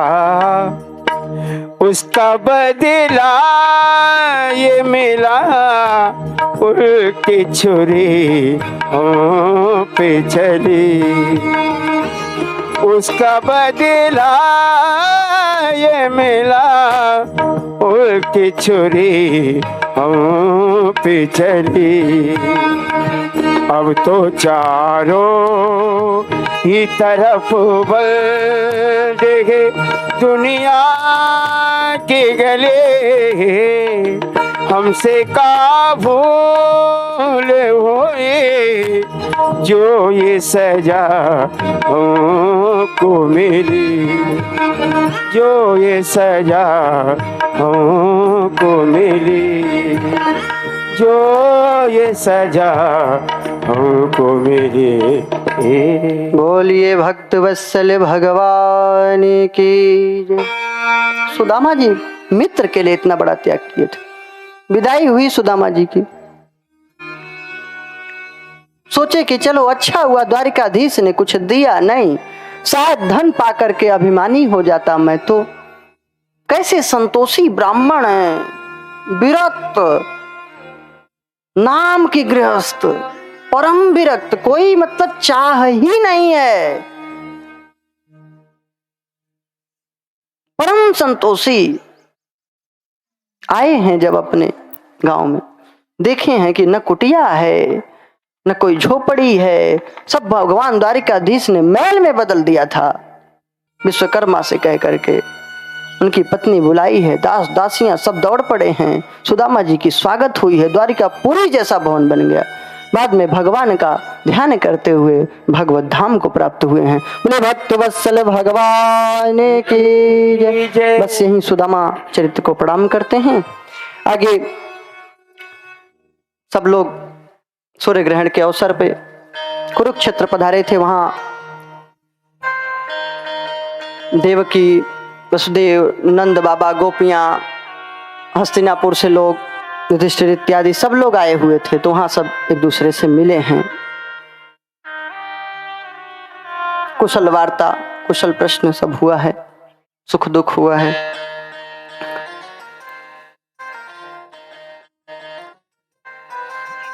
अर्जुन और सुभद्रा का विवाह होता है। भगवान ने ऐसी लीला किया कि सुभद्रा ही अर्जुन का हरण करके ले जा रही थी। बलदाऊ जी नाराज, अर्जुन को मार डालूंगा। भगवान ने कहा, अरे महाराज देखो रथ को कौन चला रहा है, अर्जुन नहीं हरण कर रहा है, सुभद्रा खुद ही अर्जुन का हरण करके ले जा रही है। कहे सब तेरी चाल है। फिर तो बड़े प्रेम से विवाह हुआ संपन्न। जनकपुर के राजा एक हैं, जनक जी। ये रामावतार वाले जनक जी नहीं थे, जनक जी के वंश में जितने आए उनको जनक ही बोला जाता था। और श्रुतदेव ब्राह्मण दोनों के यहाँ एक साथ भगवान पधारे। एक ब्राह्मण का पुत्र द्वारिकापुरी का है, नहीं टिकता, पुत्र जन्म लेते हैं, मर जाते हैं। अर्जुन रक्षा का कार्यभार किए, संभाले, लेकिन रक्षा नहीं कर पाए। संकल्प लिए थे कि अग्नि में प्राण को दे दूंगा। भगवान ने बचा लिया कि नहीं अर्जुन, चलो मेरे साथ है, मेरी लीला है। भगवान ने अपने धाम से उसके बालकों को दिया। एक शकुनी का पुत्र वृकासुर है, इसको ब्रह्मा जी वरदान दिए थे, भगवान शंकर जी वरदान दिए थे कि जिसके सर पे तू हाथ रखेगा भस्म हो जाएगा। वो इन्हीं को दौड़ा लिया। शंकर जी भगे, भगवान नारायण एक ब्रह्मचारी के रूप में प्रकट हो गए। बोले अरे बाबरी, किसको जा रहा है मारने के लिए पीछे पीछे? उनका वरदान उन्हीं ने दिया है, क्या पता झूठा हो। वो सही नहीं बोलते, जब से विष पान किए हैं उनका दिमाग नहीं सही है। और तुझे विश्वास न हो तो अपने सर पे हाथ रख के देख ले, और अगर गलत निकलेगा तो उसको मारना, तो शंकर जी को मारना। मुग्ध हो गया, अपने ही सर पे हाथ रखा, सोई गोविंद आयो नमो नमः। बोले भक्त वत्सल भगवान की जय। जब भगवान प्रलय काल में शयन करते हैं तो वेद मंत्रों के माध्यम से जगाते हैं, इसका वर्णन है। भृगु जी महाराज द्वारा त्रिदेवों की परीक्षा ली गई कि कौन सर्वश्रेष्ठ है। शंकर जी के पास गए, प्रणाम नहीं किए, शंकर जी का अपमान कर दिए। शंकर जी नाराज हो गए, कहिए ठीक नहीं। ब्रह्मा जी के पास गए, उनको भी प्रणाम नहीं किए। ब्रह्मा जी नाराज किए, हमारा ही पुत्र कैसा है, मुझे प्रणाम नहीं कर रहा है, कहिए भी ठीक नहीं। भगवान नारायण के पास वैकुंठ लोग गए, भगवान शयन कर रहे थे शेषनाग के ऊपर, एक लात कस करके उनके छाती पे दिया है। और धन्य है भगवान नारायण परम दयालु, हाथ जोड़ के प्रणाम किए। अतीव कोमलौता चरणौते महामुनो। अरे महाराज, इतने कोमल चरणों से प्रहार किए, मेरी वज्र जैसे कठोर हृदय से कहीं आपको कोई कष्ट तो नहीं हुआ? चरणों में पड़ गए और घोषणा की है त्रिलोक में कि नारायण सर्वश्रेष्ठ हैं, नारायण सतोगुणी हैं, परम उदार हैं, दयालु हैं। इनका पूजन भजन करोगे, मुक्त हो जाओगे, कल्याण होगा। ये तो भक्तों की रक्षा के लिए क्रोध करते हैं, भक्तों के लिए। उनके अंदर कोई क्रोध नहीं है। जब उनके भक्तों को कोई सताता है तब उनको कष्ट होता है, ऐसे नहीं। भक्त को मत सताओ, भक्त रो देगा। भक्त को मत सता, भक्त रो देगा। और उसका अगर मालिक सुना ना तो जड़ से खो देगा, जड़ से खो देगा। भगवान भक्तों के लिए क्रोध करता है। बस यहीं पे 10वें स्कंद को प्रणाम करते हैं। आइए 11 स्कंद की ओर चलते हैं। भगवान को एक लीला करनी थी, बालकों की बुद्धि विकृत हुई। सांब को दुल्हन की तरह सजाया है। ऋषियों के पास ले जाके उपहास करने के लिए पूछ रहे हैं, बताओ ये स्त्री पुत्र को जन्म देगी कि पुत्री को? उपहास कर रहे थे। सब ऋषि मुनि बोले क्यों परेशान करते हो? दुर्वासा जी बैठे थे, कहे आओ आओ आओ, उधार खाए रहते हैं दुर्वासा जी श्राप देने के लिए। कहीं इधर आओ, इधर कहाँ भटक रहे हो? मैं बताऊं किसको जन्म देगी? हाँ बताओ। बोले मूर्खों, ऋषि मुनियों का अपराध कर रहे हो, उपहास कर रहे हो। जाओ जलस्यतियो मंदाह मुसलम कुल नाशनम। जो मुसल को जन्म देगी तो पूरे कुल का नाश हो जाएगा। वास्तव में खोल के देखा गया, कपड़े उपड़े बांधे रहे होंगे पेट में, मुसल निकला, घिस करके फेंकवा दिया समुद्र में, लेकिन एक टुकड़ा बचा रह गया। उसको एक जरा नाम का बहेलिया शिकारी, उसने अपने बाणों की नोक में लगा लिया। यह देवता लोग भी प्रार्थना किए, प्रभु अब अपने धाम को चलिए, आपका समय पूर्ण हो गया है। भगवान ने उद्धव जी को सुंदर उपदेश दिया। 24 अवतारों की कथा सुनाए। दत्तात्रेय ने 24 शिक्षक बनाए। गुरु नहीं कह सकते, शिक्षा लिया, शिक्षा गुरु, जिससे कुछ सीख मिले उसको अपनाना चाहिए। आध्यात्मिक गुरु तो एक ही होते हैं जो मुक्त करते हैं, कल्याण करते हैं। शिक्षा जहां से भी मिले उसे लेना चाहिए। पृथ्वी वायु राकाशो मापो अग्निश चंद्रमा रवि कपोतो अजगरह सिंधु पतंगो मधुकृत गजह मधुआ हरिणो मीनो पिंगला कुरोर्भकः कुमारी सर्किस सर्पः उर्नाभि सुपेश कृत। ये 24 गुरु हैं। पृथ्वी से क्या शिक्षा लिए? पृथ्वी धैर्य कभी नहीं खोती है, चाहे उसको कितना खोदो, चाहे काटो, चाहे थूको, कुछ करो, लेकिन वो धीरज रखती है, परोपकार करती है, सहती है। उसी प्रकार हमको भी सहनशील होना चाहिए। ये तुरंत उत्तेजना, ऑन स्पॉट, बिल्कुल तुरंत। कोई छोटी सी त्रुटि हुई नहीं कि सीधे तमाचा जड़ दिए। विचार करिए। क्रोध कोई अच्छी चीज नहीं है।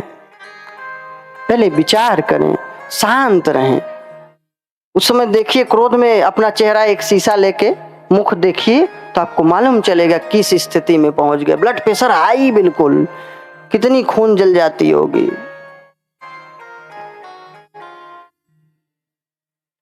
अनावश्यक क्रोध कम से कम न करें। बहुत ज्यादा अपराध हो, अक्षम्य हो तो ही, ये नहीं कि छोटी छोटी गलतियों में क्रोध। अच्छा, लोग कहते हैं अरे क्रोध आता नहीं, ऐसे ही गलती होती है तब आता है, ऐसे थोड़ी। लेकिन ना आना, जिसकी क्रोध करने की आदत पड़ जाती है वो क्रोध करता ही है, पागल बनाता है।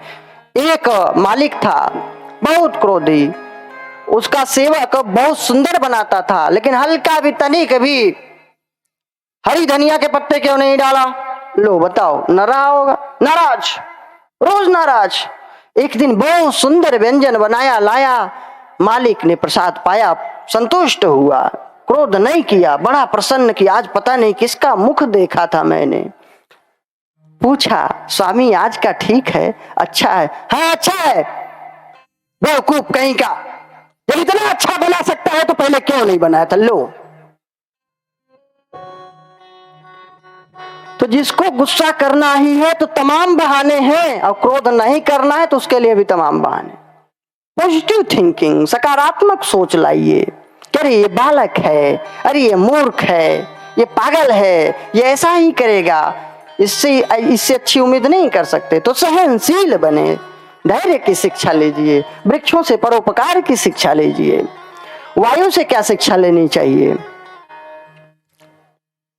वायु ऐसे ही एक रस होके बहती है, हवा, न उसके अंदर कोई सुगंध है न दुर्गंध, मस्त है अपना। उसी प्रकार संत महापुरुषों को भी निर्लिप्त रहना चाहिए, किसी के गुण दोष में आसक्त नहीं होना चाहिए। आकाश से क्या शिक्षा लेनी चाहिए? आकाश में बादल आते हैं चले जाते हैं, आकाश के ऊपर कोई प्रभाव नहीं पड़ता।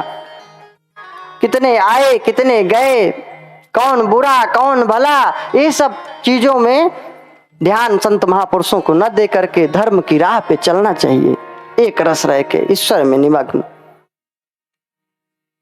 जल से क्या शिक्षा लिया? जल का गुण है शीतलता प्रदान करना, स्वच्छता, पवित्रता प्रदान करना। उसी प्रकार संत महापुरुष को भी सबका कल्याण करना चाहिए, सबको पवित्र बनाना चाहिए, पावन करना चाहिए। अग्नि, अग्नि का काम है जलाना, चाहे हवन करो, चाहे कूड़ा कचरा जलाओ, उसको जला के राख कर देनी है। ये अग्नि का गुण है। भला बुरा ही करते रहोगे तो कब भजन करोगे, कब भक्ति करोगे? तो उसे शिक्षा लीजिए कि अग्नि निर्लिप्त नहीं होता, ध्यान नहीं देता, वो अपना कार्य करता है। आप अपने कर्तव्य कर्म को छोड़िए मत, अडिग रहिए, कर्तव्यनिष्ठ बनिए, धर्मनिष्ठ बनिए। हाँ, ये नहीं कि लोगवा का कही, ना ना, लोगवा का कही नहीं, हम क्या कर रहे हैं उस पर ध्यान रखें, कर्तव्यनिष्ठ बने। तो अग्नि से शिक्षा लें। चंद्रमा से क्या शिक्षा लेना चाहिए? चंद्रमा की कलाएं घटती बढ़ती हैं, चंद्रमा एक है, परमात्मा एक ही है, आत्मा एक ही है, अनेक रूपों में दिखाई पड़ रहा है परंतु एक है। सूर्य से क्या शिक्षा लिया? सूर्य कई घड़ों में जल भर दो, अलग अलग सूर्य दिखते हैं लेकिन होते एक हैं। उसी प्रकार भिन्न भिन्न लोग दिखलाई पड़ रहे हैं लेकिन आत्मा एक है।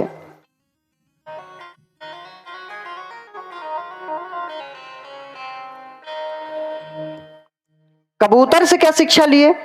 एक जंगल में कबूतर कबूतरी का जोड़ा था।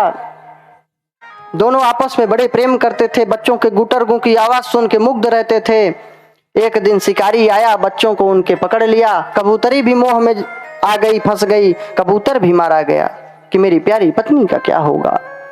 तो हम लोग भी हाय बच्चे, हाय पत्नी, हाय पुत्र कर करके, हाय रिश्तेदार, हाय नातेदार कर करके, हाय हाय करके मर जाते हैं और भजन नहीं कर पाते। और काल रूपी शिकारी आता है और लेके चला जाता है और फिर वही पुनरपि जननम पुनरपि मरणम, फिर जीवन मृत्यु का सिलसिला चलता रहता है। अजगर से क्या शिक्षा लिए? अजगर कोई काम धंधा नहीं, बैठा रहता है, जो मिल गया खा लिया, नहीं मिला सीताराम। उसी प्रकार संत महापुरुष को भी धैर्य रखें, संतोष करें, जो मिल जाए मस्त रहें, प्रसन्न रहें, चाह न करें किसी चीज की, मुक्त जो होना चाहते हैं। आप कुछ नहीं चाहोगे तो भी जो आपके भाग्य में है वो मिलेगा। कर्तव्य कर्म करिए लेकिन हाय हाय नहीं करिए, तृष्णा की तरह पागलों की तरह नहीं भागिए। कर्तव्य कर्म करिए, जो ईश्वर दे रहा है संतोष करिए। ईश्वर जरूर देता है, ऐसा नहीं है। आप कर्तव्य करेंगे तो ईश्वर क्यों नहीं देगा। एक अयोध्या में संत थे, और 4 बजे से उठकर ही अपना राम राम सीताराम शोर करते थे, कीर्तन करते थे। एक बगल में रहता था, नास्तिक था, वो बहुत नाराज होता था। ये कपोल कल्पित दृष्टांत नहीं है, बिल्कुल सही घटना है। अभी आप कहेंगे कि हाँ सही है, कथा जब पूरी होगी तब तक आप समझ जाएंगे किसकी बात चल रही है। तो नास्तिक थे, कीर्तन जोर से करते थे। संत महाराज नाराज हो गया, तुम क्यों शोर बचाते हो? अरे बोले हमारे भगवान हैं, हम उनका गुणानुवाद गाते हैं भगवान के लिए। भगवान मुझे भोजन देते हैं, फूल देते हैं, फल देते हैं, वायु देते हैं, सांस लेने के लिए धरती दिए हैं, क्यों ना उनका गुणानुवाद गाएं? कि चुप करके गाओ, शोर मचाते रहते हो। बड़े है तुम्हारे भगवान देने वाले, हमें तो तुम्हारे भगवान ने कुछ नहीं दिया, हमें दे दें तो मैं जानूं। मैं भोजन नहीं करूंगा, खिला देंगे क्या? संत ने कहा आप भोजन नहीं करेंगे, मेरे भगवान अवश्य खिलाएंगे। बोले ठीक है, आज मैं भोजन नहीं करूंगा, अगर तुम्हारे भगवान में शक्ति है तो आज खिलाए और मैं नहीं खाऊंगा तो मैं मान लूंगा भगवान है। संत ने कहा ठीक है, अगर भगवान नहीं खिलाए तो मैं संत बनना छोड़ दूंगा। अपने धर्म के ऊपर पूरा लगा दिए दांव। महाराज एक जंगल में वो व्यक्ति गया, पेड़ पर बैठ गया, बोला आज मैं खाऊंगा नहीं, देखो भगवान की कितनी औकात है। पेड़ पे चढ़ गया, तभी देखता है कि कुछ बटोही यात्री लोग आए हैं, पथिक लोग, और वही पेड़ के नीचे भोजन सिद्ध करने लगे। धुआं गई ऊपर, बोला कुछ गड़बड़ है, ये भगवान खिला न दे। कोई बात नहीं, खाऊंगा नहीं, देखूंगा भगवान की औकात, नहीं खाऊंगा। भोजन सिद्ध हो गया, पूर्ण बन गया। तभी डाकुओं के गिरोह को आता देखे पथिक लोग, भाग गए भोजन छोड़ करके। डाकू लोग आ गए, डाकू लोग बोले भोजन करो, बना हुआ है बढ़िया, वो तो भाग गए, भूख लगी है। एक डाकू बोला नहीं नहीं नहीं नहीं, इसमें जहर मिला होगा, ऐसा गलती मत करना, मारे जाओगे। तो बोले वो कौन है जो जहर मिलाया, खोजो उसको मार डाला जाए। बंदूक ऊपर किए, देख नहीं रहे हैं, बंदूक ऊपर किए, पेड़ के पत्ते हिलने लगे, कांपने लगा कि अब क्या होगा। डाकू बोले उतर नीचे, यही चोर है, इसी में जहर मिलाया है, नीचे उतर। मारे डर के नीचे आया, कहे भगवान खिला न दे लेकिन खाऊंगा नहीं। कि जहर मिलाया? बोला नहीं मिलाया हूं। 2-4 तमाचा जड़े उसके कन पट्टी पे। कि जहर नहीं मिला तो चल खा। बोले नहीं खाऊंगा, क्योंकि संत से शर्त लगी है, खा लेंगे तो हार जाएंगे, नहीं खाऊंगा। 2-4 बंदूक के कुंडे लगाए, लात घुसा दिए, खाएगा कि नहीं? खाऊंगा खाऊंगा। खिलाते जाए, मारते जाए। पहले तो खूब रोया और बाद में जोरों से हंसना शुरू किया।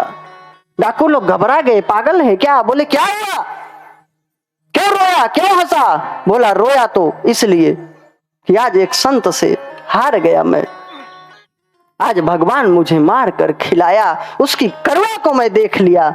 और हंसा इसलिए कि तुम लोगों का कितना दुर्भाग्य है कि तुम लोग गलत राह पकड़ लिए, कि भगवान की करुणा को देखा, भगवान मार कर खिलाता है और संत के शरण में हो गए, परम भक्त बने, परम भक्त संत बन गया वह व्यक्ति जो नास्तिक था। और उसी का यह प्रसिद्ध दोहा है, अजगर करे न चाकरी, पंछी करे न काम, अजगर करे न चाकरी, पंछी करे न काम,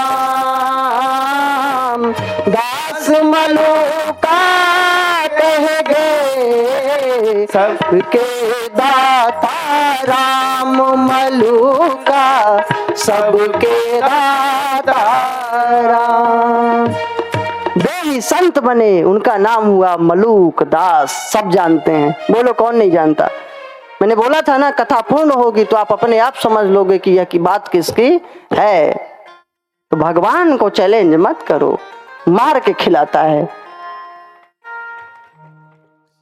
तो अजगर से क्या शिक्षा लेनी चाहिए कि जो मिल जाए, जो कुछ हो उसी में संतोष करें, दूसरे की देख करके लालच न करें। जो आप कर्तव्य कर्म कर रहे हैं, जो परिश्रम कर रहे हैं, जो मिल रहा है संतोष करें। पड़ोसी का देख के ईर्ष्या द्वेष मत करें, लालच न करें, संतोष करें। समुद्र से क्या शिक्षा लिया? शांत रहता है, न घटता है न बढ़ता है, चाहे जितनी नदी जाए।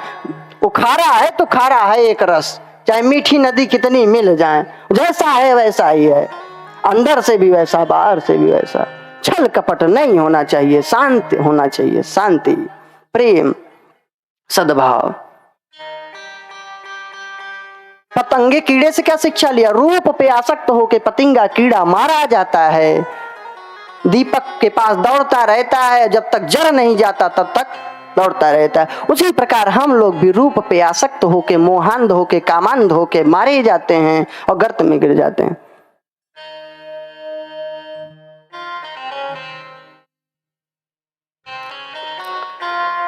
मधुमक्खी से क्या शिक्षा लेना चाहिए? फूल फूल पर चल चल के मधुमक्खी थोड़े थोड़े रस को ले लेती है, एक फूल को नुकसान नहीं करती। उसी प्रकार संत महापुरुष थोड़ा थोड़ा सबसे लेके अपना जीविकोपार्जन करें, मस्त रहें, किसी पे भार न बने। हाथी से क्या शिक्षा लिया? शिकारी लोग एक कागज की बड़ी सी हथनी बनाते हैं, वह वासना के कारण दौड़ता हुआ जाता है और वो कागज का परत ऊपर रहता है, वो गड्ढे में गिर जाता है, पकड़ा जाता है। वासना के कारण जो अंधे हो गए हैं उनकी यही दशा होती है, वो गड्ढे रूपी नरक में गिर जाते हैं, मुक्त नहीं हो पाते। हरिण से क्या शिक्षा लिया? वह शिकारी की बीड़ा की धुन को सुनकर मुग्ध हो जाता है और मारा जाता है। हम भी परिवार, पत्नी, बच्चों की जो आवाजें हैं, मधुर बोलियां हैं, वही बीड़ा की धुन की तरह है, उसको सुन सुन करके आसक्त होते रहते हैं, लाला है, बाब भैया है कहते रहते हैं और भगवान का स्मरण नहीं करते और काल समय नहीं देता और मारे जाते हैं।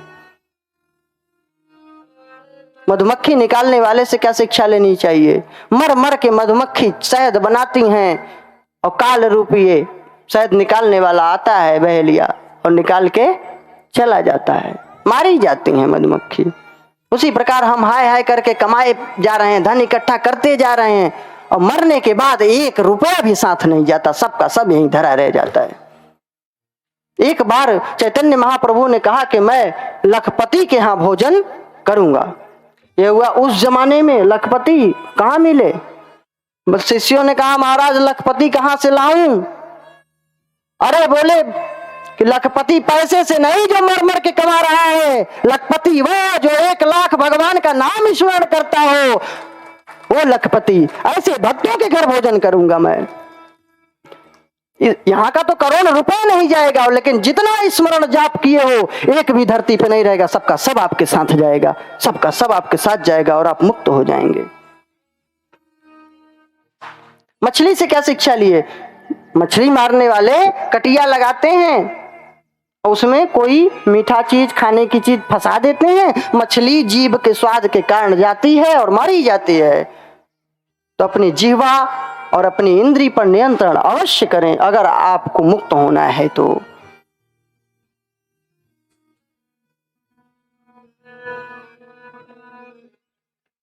पिंगला वेश्या से शिक्षा लिए कि सच धज के जनकपुर में बैठी थी कि अब ये पुरुष आएगा मेरे पास धन देगा, ये आएगा। रात्रि हो गई, मध्य रात्रि, कोई नहीं आया। उसके अंदर पश्चाताप हुआ, तीव्र वैराग्य हुआ, अपने को धिक्कारने लगी। राम राम राम, मैं कहाँ फंस गई? इतना प्रेम तो अगर मैं परम पुरुष नारायण से करती तो वो मुझे प्राप्त हो जाते। मैं इन पराये पुरुषों में भटक गई, धन के लोभ में आ गई, मैंने इस शरीर को नष्ट कर दिया। अरे ये शरीर है ही कैसा? चर्म, रोए, नख से सजा हुआ है, मल मूत्र का घर ही तो है, इसके पीछे मैं पड़ी रही। मोह को छोड़ दिया है, आशा ही परमम दुखम, नैरास्यम परमम सुखम, यथा संच्छिद्य कांताशाम सुखम सुस्वाप पिंगला। जब पराये पुरुषों की आशा छोड़ दी तब पिंगला सुखी होकर के सो सकी है और भगवान की भक्ति करते हुए भगवत धाम को गई है, अपनी बुराइयों को छोड़ दिया है। कुरर पक्षी से क्या शिक्षा लिए? कहे पक्षी मांस लिया था अपने चोंच में, सब पक्षी दौड़े मारने के लिए, जब तक वो मांस पिंड को छोड़ नहीं दिया तब तक उसको पक्षी नहीं छोड़े।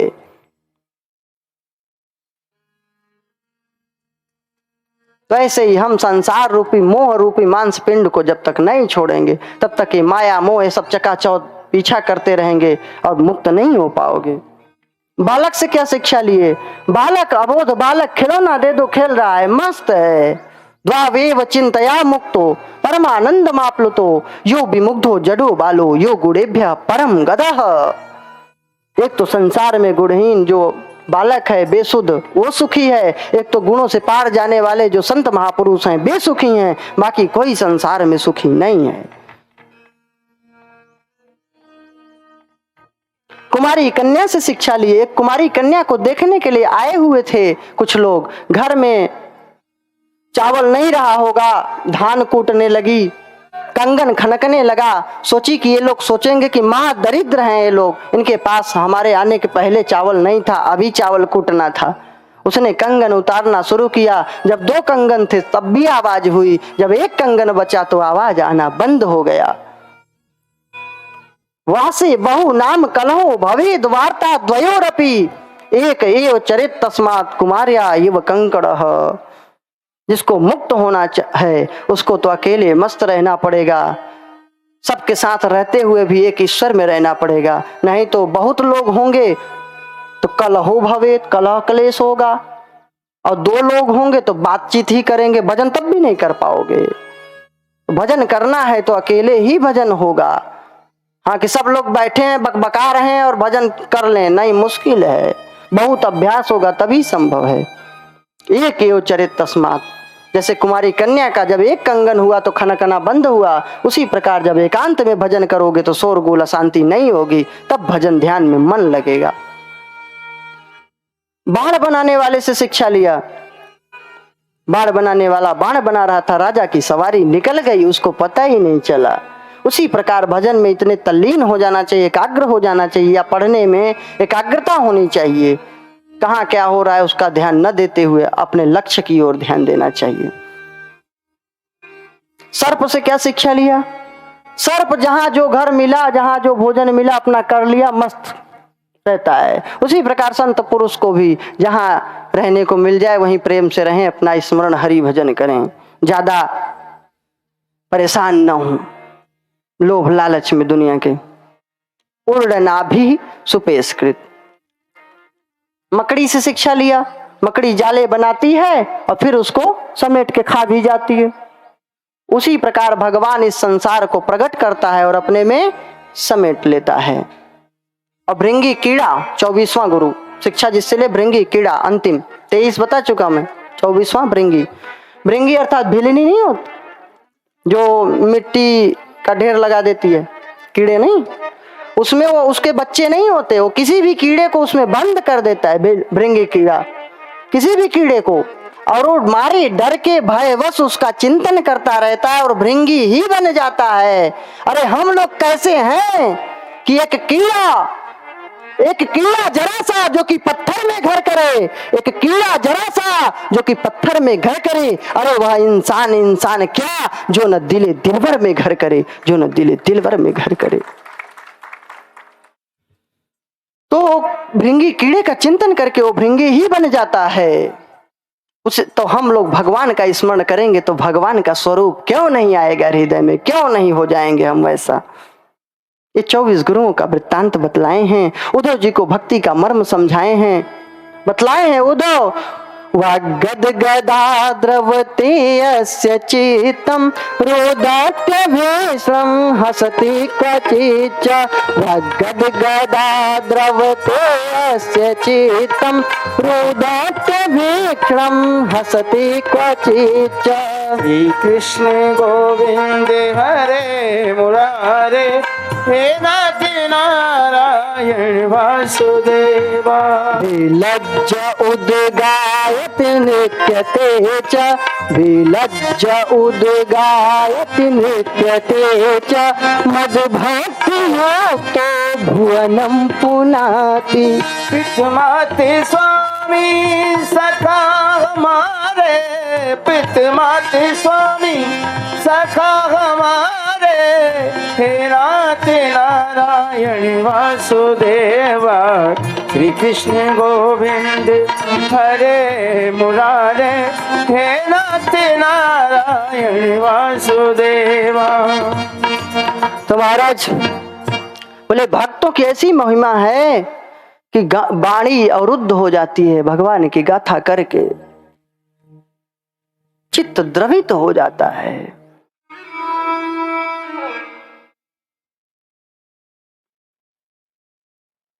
कभी रोने लगता है, कभी हंसने लगता है, कभी लज्जा छोड़ के गाने लगता है। मद भक्ति युक्तो भुवनम पुनाति, त्रैलोक्य को पवित्र कर देता है मेरा भक्त उद्धव। सुंदर ज्ञान उपदेश दिए हैं। एक तितिक्षु ब्राह्मण का इतिहास है। वो ब्राह्मण बहुत लालची था, लोभी था, लेकिन उसको वैराग्य हुआ, सब धन छोड़ दिया।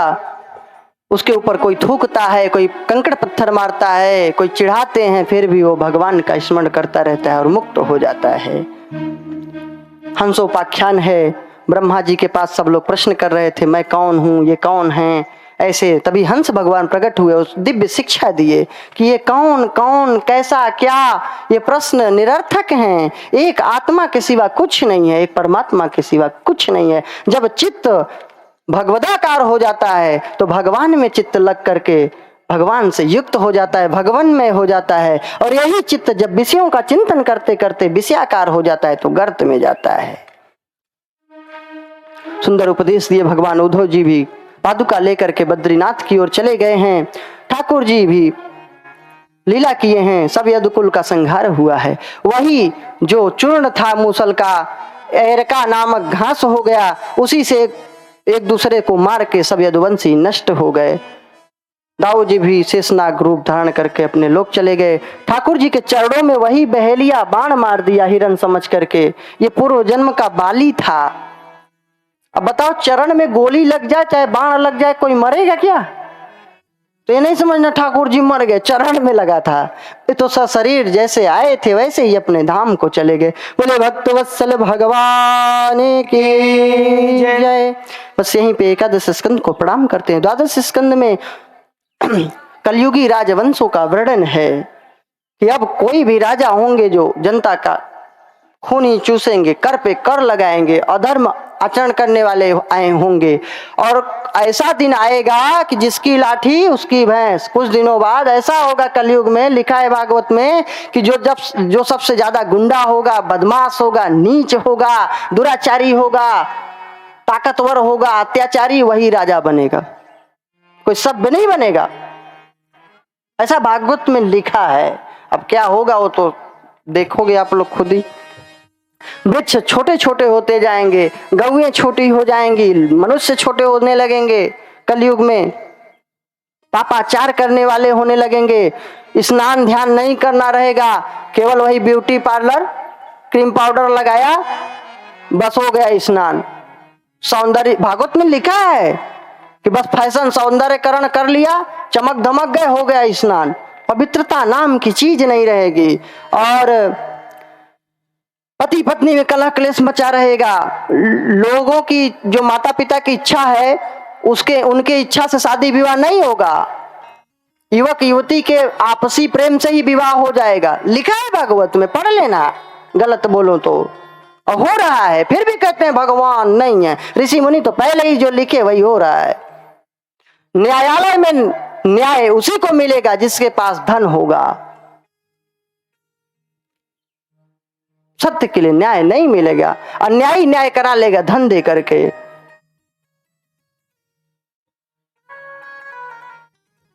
आतताई आक्रमणकारी जो आए, मुगल, गुरंड, अंग्रेज, ये सबका भी वर्णन है भागवत जी में। फिर कलयुग के अंत में भगवान कल की रूप से प्रकट होकर धर्म की रक्षा करेंगे।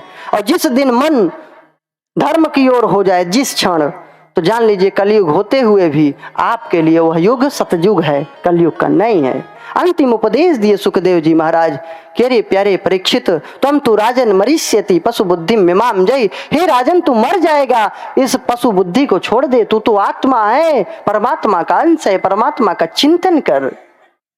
ये तो संसार नश्वर है, ये पांच भौतिक शरीर नश्वर है। तक्षक नहीं डसता तो भी ये मरा हुआ है, इसके लिए क्या सोचना। सुंदर उपदेश देके सुखदेव जी जहां से आए थे वहीं उत्तराखंड की ओर पधारे। परीक्षित ने पूजन किया और ध्यानिस्थ हो गए। धन्य है ऐसे गुरुदेव। हे गुरुदेव, गुरुदेव हे हमारे, विपदा मेरी मिटा जा।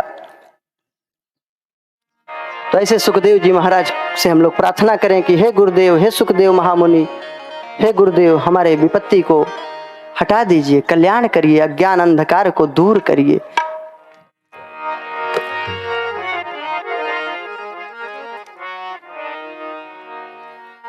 सुनो दुख हमारी गुरुदीन वत्सल। तो साउंड बढ़ाइए भाई, साउंड कम है। भटकता फिरता मेरा मन ये चंचल, शटबैरी पीछे पड़े मेरे गुरुवर। मिटा दो व्यथा को मचाया जो हलचल।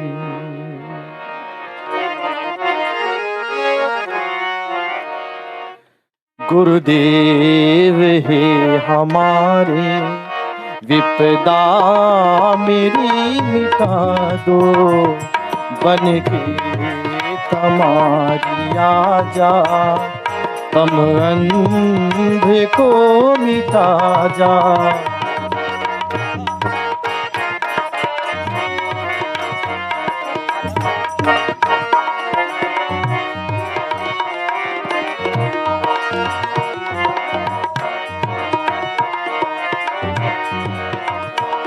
मझधार में है नैया, तुम पार भव करा जा।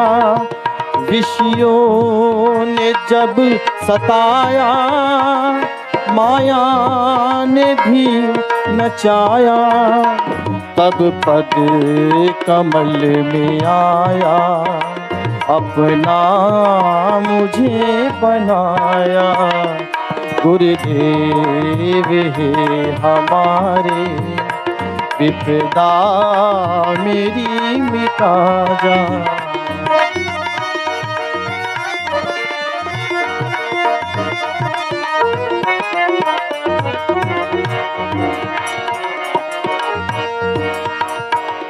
दुनिया को मैंने देखा, पाया है सिर्फ धोखा। दुनिया को मैंने देखा, पाया है सिर्फ धोखा। खुल ज्ञान का झरोखा, ऐसा दिया जगा जा। गुरुदेव है हमारे, विपदा मेरी मिटा जा।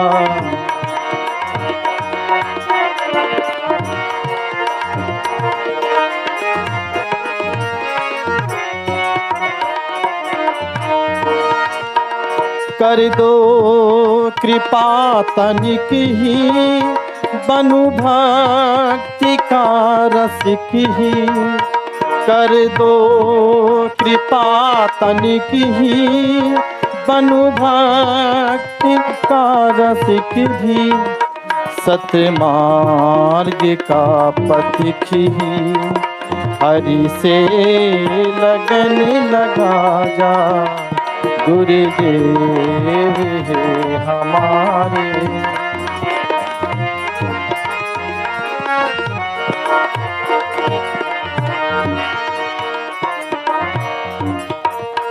छाया होकर कमल की, मन बुद्धि हो अमल की। छाया होकर कमल की, मन बुद्धि हो अमल की। सोचे न कांत छल की, सोचे न कांत छल की। फिर शाम से मिला जा। गुरुदेव है हमारे। विपदा मेरी मिटा जा, बन के तमारी आ जा। तम अंध को मिटा जा। गुरुदेव है हमारे। रे गुरुदेव भगवान की जय। परीक्षित जी ध्यानिस्त हो गए, ध्यान मग्न हो गए। तक्षक आया, डसा, बहुत सुरक्षा लगा दी गई थी, लेकिन पुष्प में बैठ के आया। एक यद्यपि कश्यप नाम के ब्राह्मण आ रहे थे, औषधि जानते थे, तक्षक ने धन दे करके उन्हें वापस कर दिया। आया, लेकिन ये तो पहले ही ब्रह्म में लीन हो चुके थे। तक्षक क्या करता, वे तो ब्रह्म भाव में हो चुके थे, आत्मा को परमात्मा में मिला दिए। तक्षक यद्यपि डसा भी पुष्प में आकर के शरीर शांत हो गया। जन्मेजय बहुत नाराज हुआ, सर्प सत्र कराया, सर्प यज्ञ। सभी सर्प आके मरने लगे। तक्षक गया, इंद्र के सिंहासन से लिपट गया। ऐसा मंत्र पढ़े कि इंद्र भी आने लगा। फिर बृहस्पति आके समझाए, इसमें तक्षक की गलती नहीं है। जिसको जब जाना होता है तभी जाता है, जिसके बहाने जिसकी मृत्यु है वो होता है, इसमें किसी का दोष नहीं है। इसलिए तुम ये सब मत करो। तो उसको रोकते हैं। भगवान के आयुधों का वर्णन है, पुराणों के लक्षण हैं। और महाराज पतितः स्खलितश्चार्तः छुत्वा वा विवशो ब्रुवन् हरे नमः इत्युच्चैर्मुच्यते सर्वपातकात्। गिरते हुए, पड़ते हुए, उठते बैठते कैसे भी हरे नमः बोलो, सब पाप नष्ट हो जाते हैं। हरे नमः, हरे नमः, हरे नमः, हरे नमः, हरे नमः, हरे नमः। और अंतिम श्लोक भागवत जी का आप हमारे साथ बोलेंगे। नाम संकीर्तनम यस्य सर्व पाप पाप प्रणाशनम प्रणाशनम प्रणामो प्रणामो दुःख दुःख समनः समनः तम तम नमामि नमामि हरिम हरिम परम परम नाम नाम संकीर्तनम संकीर्तनम यस्य यस्य सर्व सर्व पाप पाप प्रणाशनम प्रणाशनम प्रणामो प्रणामो दुःख समनः समनः तम तम नमामि हरिम परम। आज इस कथा को प्रणाम करते हैं, विराम देते हैं। कथा कभी समाप्त नहीं होती, कोई नहीं कर सकता। हरि अनंत हरि कथा अनंता, हरि अनंत हरि कथा अनंता। कहाँ ही सुनहि बहु विधि सब संता, कहे सुने बहुविधि सब संता। हरि अनंत हरे, हरि अनंत हरे, कथा अनंता कहि सुने बहु विधि सब संता, कहि सुने बहुविध हरि संता। तो भगवान अनंत है, भगवान की कथा अनंत है। भगवान की कथा को मैं क्या कहूंगा। भगवान से शेषनाग ने पूछा था, प्रभु इस पूरे भार को धरती के कब तक धारण करूंगा। भगवान ने कहा, जब मेरे हर अवतार की पूरी लीला कथा एक एक मुख से कह करके पूर्ण कर लो, तब तुम रख देना। तो शेषनाग के हजारों फण हैं, वो अपने मुख से कथा करते जा रहे हैं, आज तक नहीं पूरा कर पाए, तो मैं एक मुख का मानव कैसे पूर्ण कर सकता हूं। तो आज इसको विराम देता हूं, यहाँ पे प्रणाम करता हूं भगवान की कथा को। कथा तो होती रहेगी, चमन उजड़ गया कुछ यादगार बाकी है।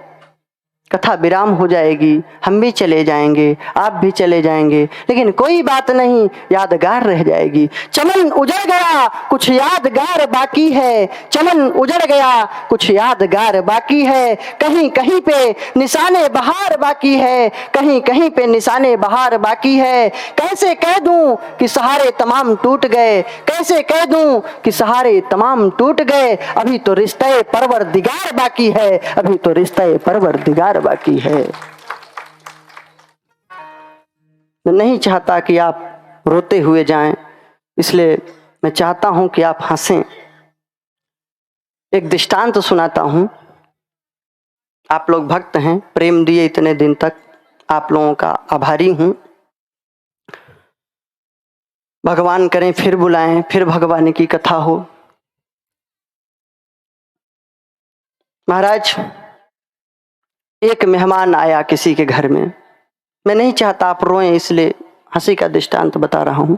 एक मेहमान आया, वो जाने का नाम ही नहीं लेता था, जा ही नहीं रहा था। पति पत्नी विचार करने लगे कि कब जाएगा। पत्नी से बोले, ये कैसे जाएगा, महीने हो गए। पत्नी बोली, और खिलाओ गाजर का हलवा। तब तो गाजर के हलवा खिलाते थे। और खिला लो, काहे को जाए। अरे तो कुछ उपाय बता। कहे भोजन न करो तो उपाय हो जाए। तो फिर कैसे भोजन न करो। कल लड़ाई कर लेते हैं, ध्यान से सुनिए, लड़ाई कर लेते हैं। कहे 20 साल हो गए शादी के, लड़ाई नहीं हुई, अब लड़ाई। अरे झूठे ही कर लेते हैं। अब लड़ाई शुरू हुई। पति बोलता है, तो मेरी बात नहीं सुनती है। कहता है उत्तर तो दक्षिण जाती है, पूछता बैल तो बताती घोड़ी है, मांगता दूध हूं तो थमाती लोटा है। बोली, है जी कायदे से हो जाओ, बात नहीं करिए, बस अंतिम बात नहीं करिए, ज्यादा शोर नहीं करिए, मैं भोजन नहीं बनाऊंगी, बस यही तो करना था। कहा मत बना, 4-5 दिन तो हम ऐसे ही रह लेंगे। मेहमान सोचा, भैया 5 दिन अगर नहीं बनेगा तो मेरा मरना निश्चित। मेहमान सोचा, चलो झोली का मंडल उठाओ। अब पत्नी भी रोए जाए, अब विक्स लगा ली होगी, नकली आंसू, रोए। मेहमान जाने लगा, पति आंसू पोंछा, क्यों रोती है बावरी, क्या सचमुच का डांटा था, तू ही तो कही थी झूठी लड़ाई करना है। पत्नी आंसू को पोंछ करके बोली, क्या मैं सचमुच की रो रही हूँ। मेहमान वापस। बोला, क्या मैं सचमुच का गया हूं क्या। तो सचमुच का थोड़ी नहीं। अभी आपको एक विरह का प्रसंग श्याम जी सुनाएंगे, कैसे ब्रिज नारी जिए भार विरह का ढोते। भगवान के विरह में गोपियां ये सब बावरी रहती हैं, रोती हैं। उसमें गोपियां रोते हुए बोलती हैं भगवान को याद करके। मैं नहीं चाहता आप लोग रोएं, आप लोग याद करें भगवान की कथा को, ज्ञान को। अरे मैं कहीं गया थोड़ी हूं, मेरी आवाज, मेरी यादगार आपके पास रहेगी। और आप अगर कोई कथा सुनना चाहें तो YouTube में कूड़ी धाम गौशाला, अपनी आप ही लोगों की गौशाला है छोटी सी। अगर आप लोग कूड़ी धाम गौशाला डालेंगे YouTube में तो उसमें अपना आ जाएगा, लोगो है, श्री कृष्ण भगवान गौ माता का दूध पी रहे हैं। उसमें आपको कथाएं अपनी भागवत की, भजन, रोज एक श्लोक गीता का डालता हूँ, क्योंकि भक्त लोगों ने कहा हम शुद्ध उच्चारण नहीं कर पाते, तो उनको सुविधा हो एक एक श्लोक शुद्धता से पढ़ सकें, इसलिए उसको डाला गया है। उसको भी आप लाभ ले सकते हैं अपना धर्म संस्कृति का। तो आइए सुने कैसे ब्रजनारी जिए भार विरह का ढोते। मनोहर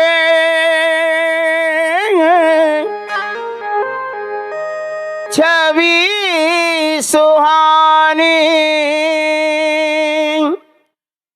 ही ये धरू में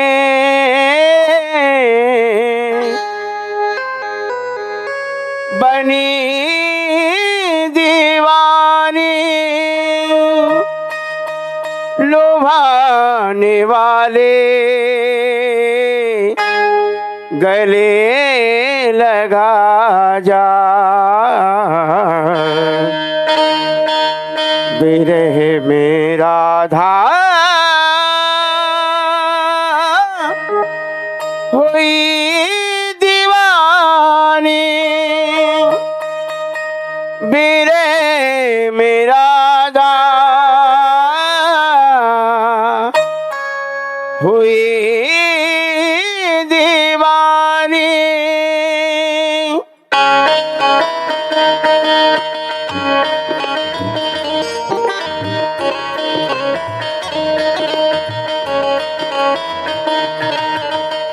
कैसे ब्रज नारी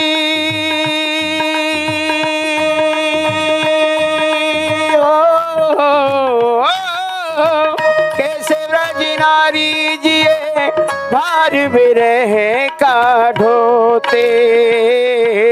शाम तेरी राधा कैसी हो गई गोपियों के साथ रोते रोते। ओ शाम तेरी राधा कैसी हो गई गोपियों का भार ढोते। महाराज जी द्वारा रचित है भजन। श्रीकांत जासी महाराज ने इस भजन की रचना की है। ओ कैसे ब्रज नारी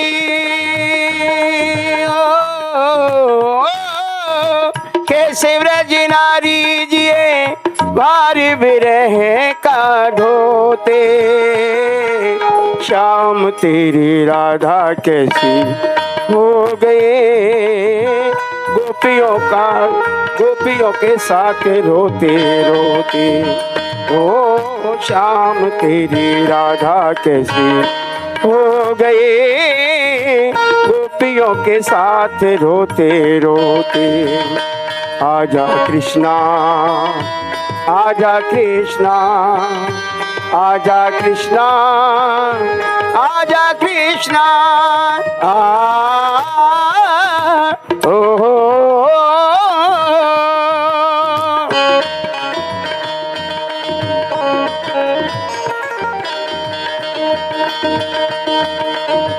बहती असुवन की गंगा कजरा बह गए सारे हो। हम सब रोती विरह में तेरे फिर काहे ये बिसारे। आए याद तेरी भोली आई याद तेरी बोली तेरे ग्वालों की ये टोली। सारे ब्रज की जी चोरी करता रहता ये ठिठोली। सारे ब्रज की चोरी करता रहता है ठिठोली। करे हम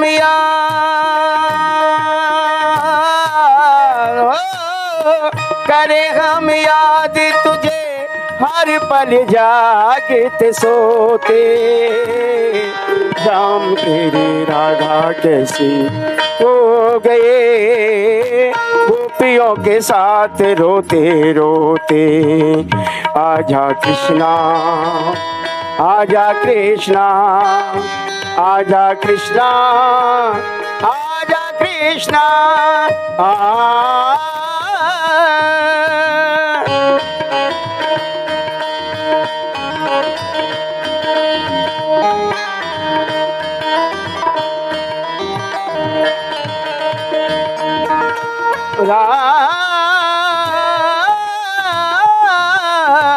राधा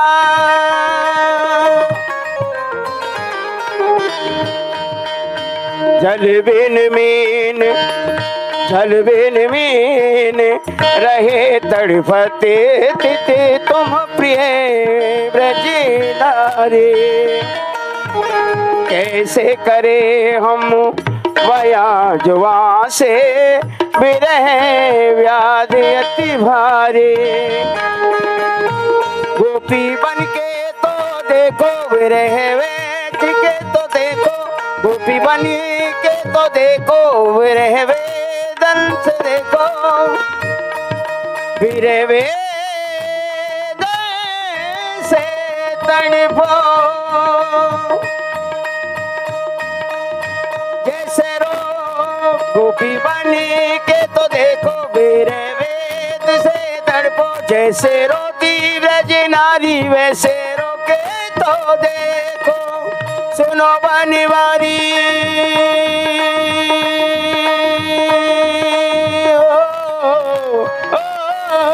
सुनो बनवारी जागोगे विरह होते।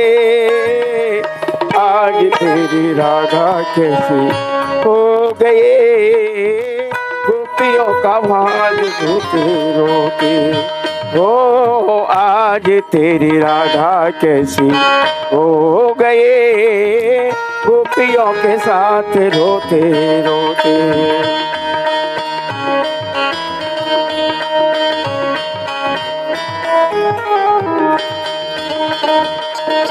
कैसे ब्रज नारी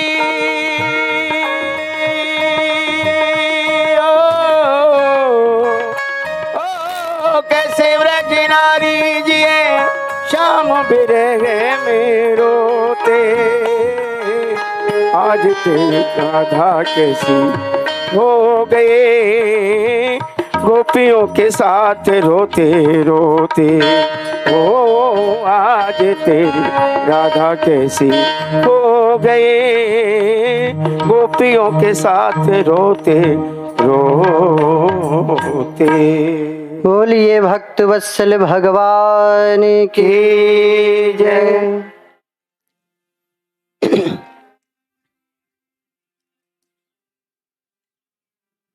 आके बिहारी तेरे आरती गाऊं, आरती गाऊं आपको मनाऊं। बाके बिहारी तेरी आरती गाऊं, बाके बिहारी तेरी आरती गाऊं। आरती गाऊं आपको मनाऊं, आरती गाऊं आपको मनाऊं। बाके बिहारी तेरे आरती गाऊं, बाके बिहारी तेरे आरती गाऊं।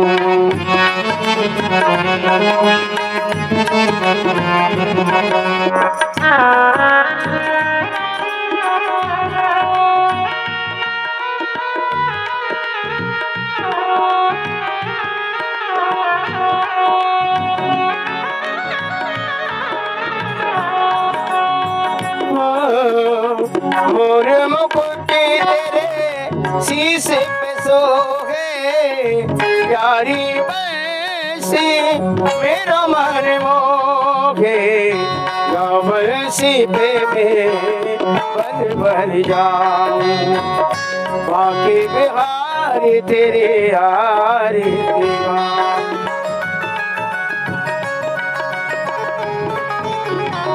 चरणों से निकली गंगा प्यारी, जिसने सारी दुनिया तारी। उन चरणों में मैं शीश नवाऊं, बाके बिहारी तेरे आरती गाऊं।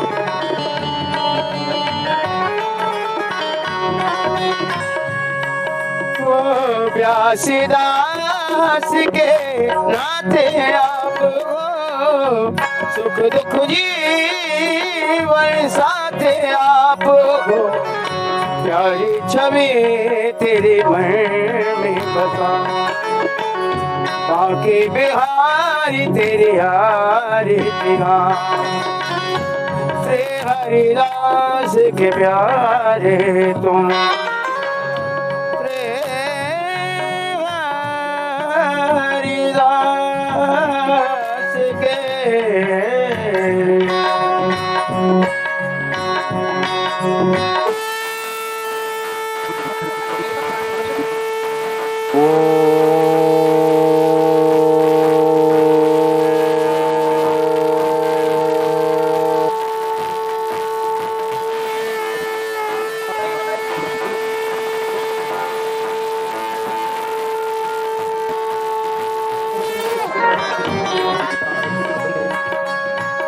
Magari zaba magari zaba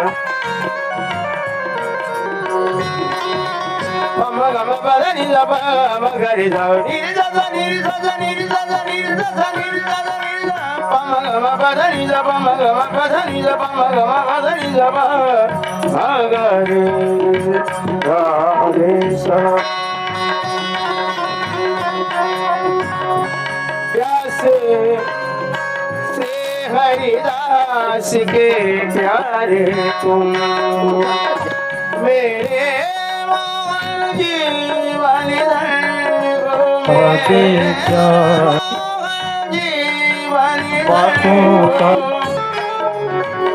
भक्ति है उसके पास दिव्य आचरण सब गए हुए थे द्वारकापुरी में घूमने के लिए वन में। वहाँ एक कुआं बड़ा गहरा दिखाई दिया।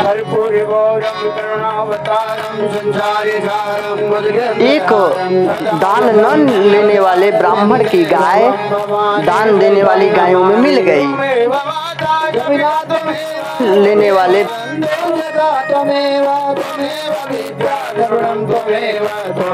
शर्वं मम देव देव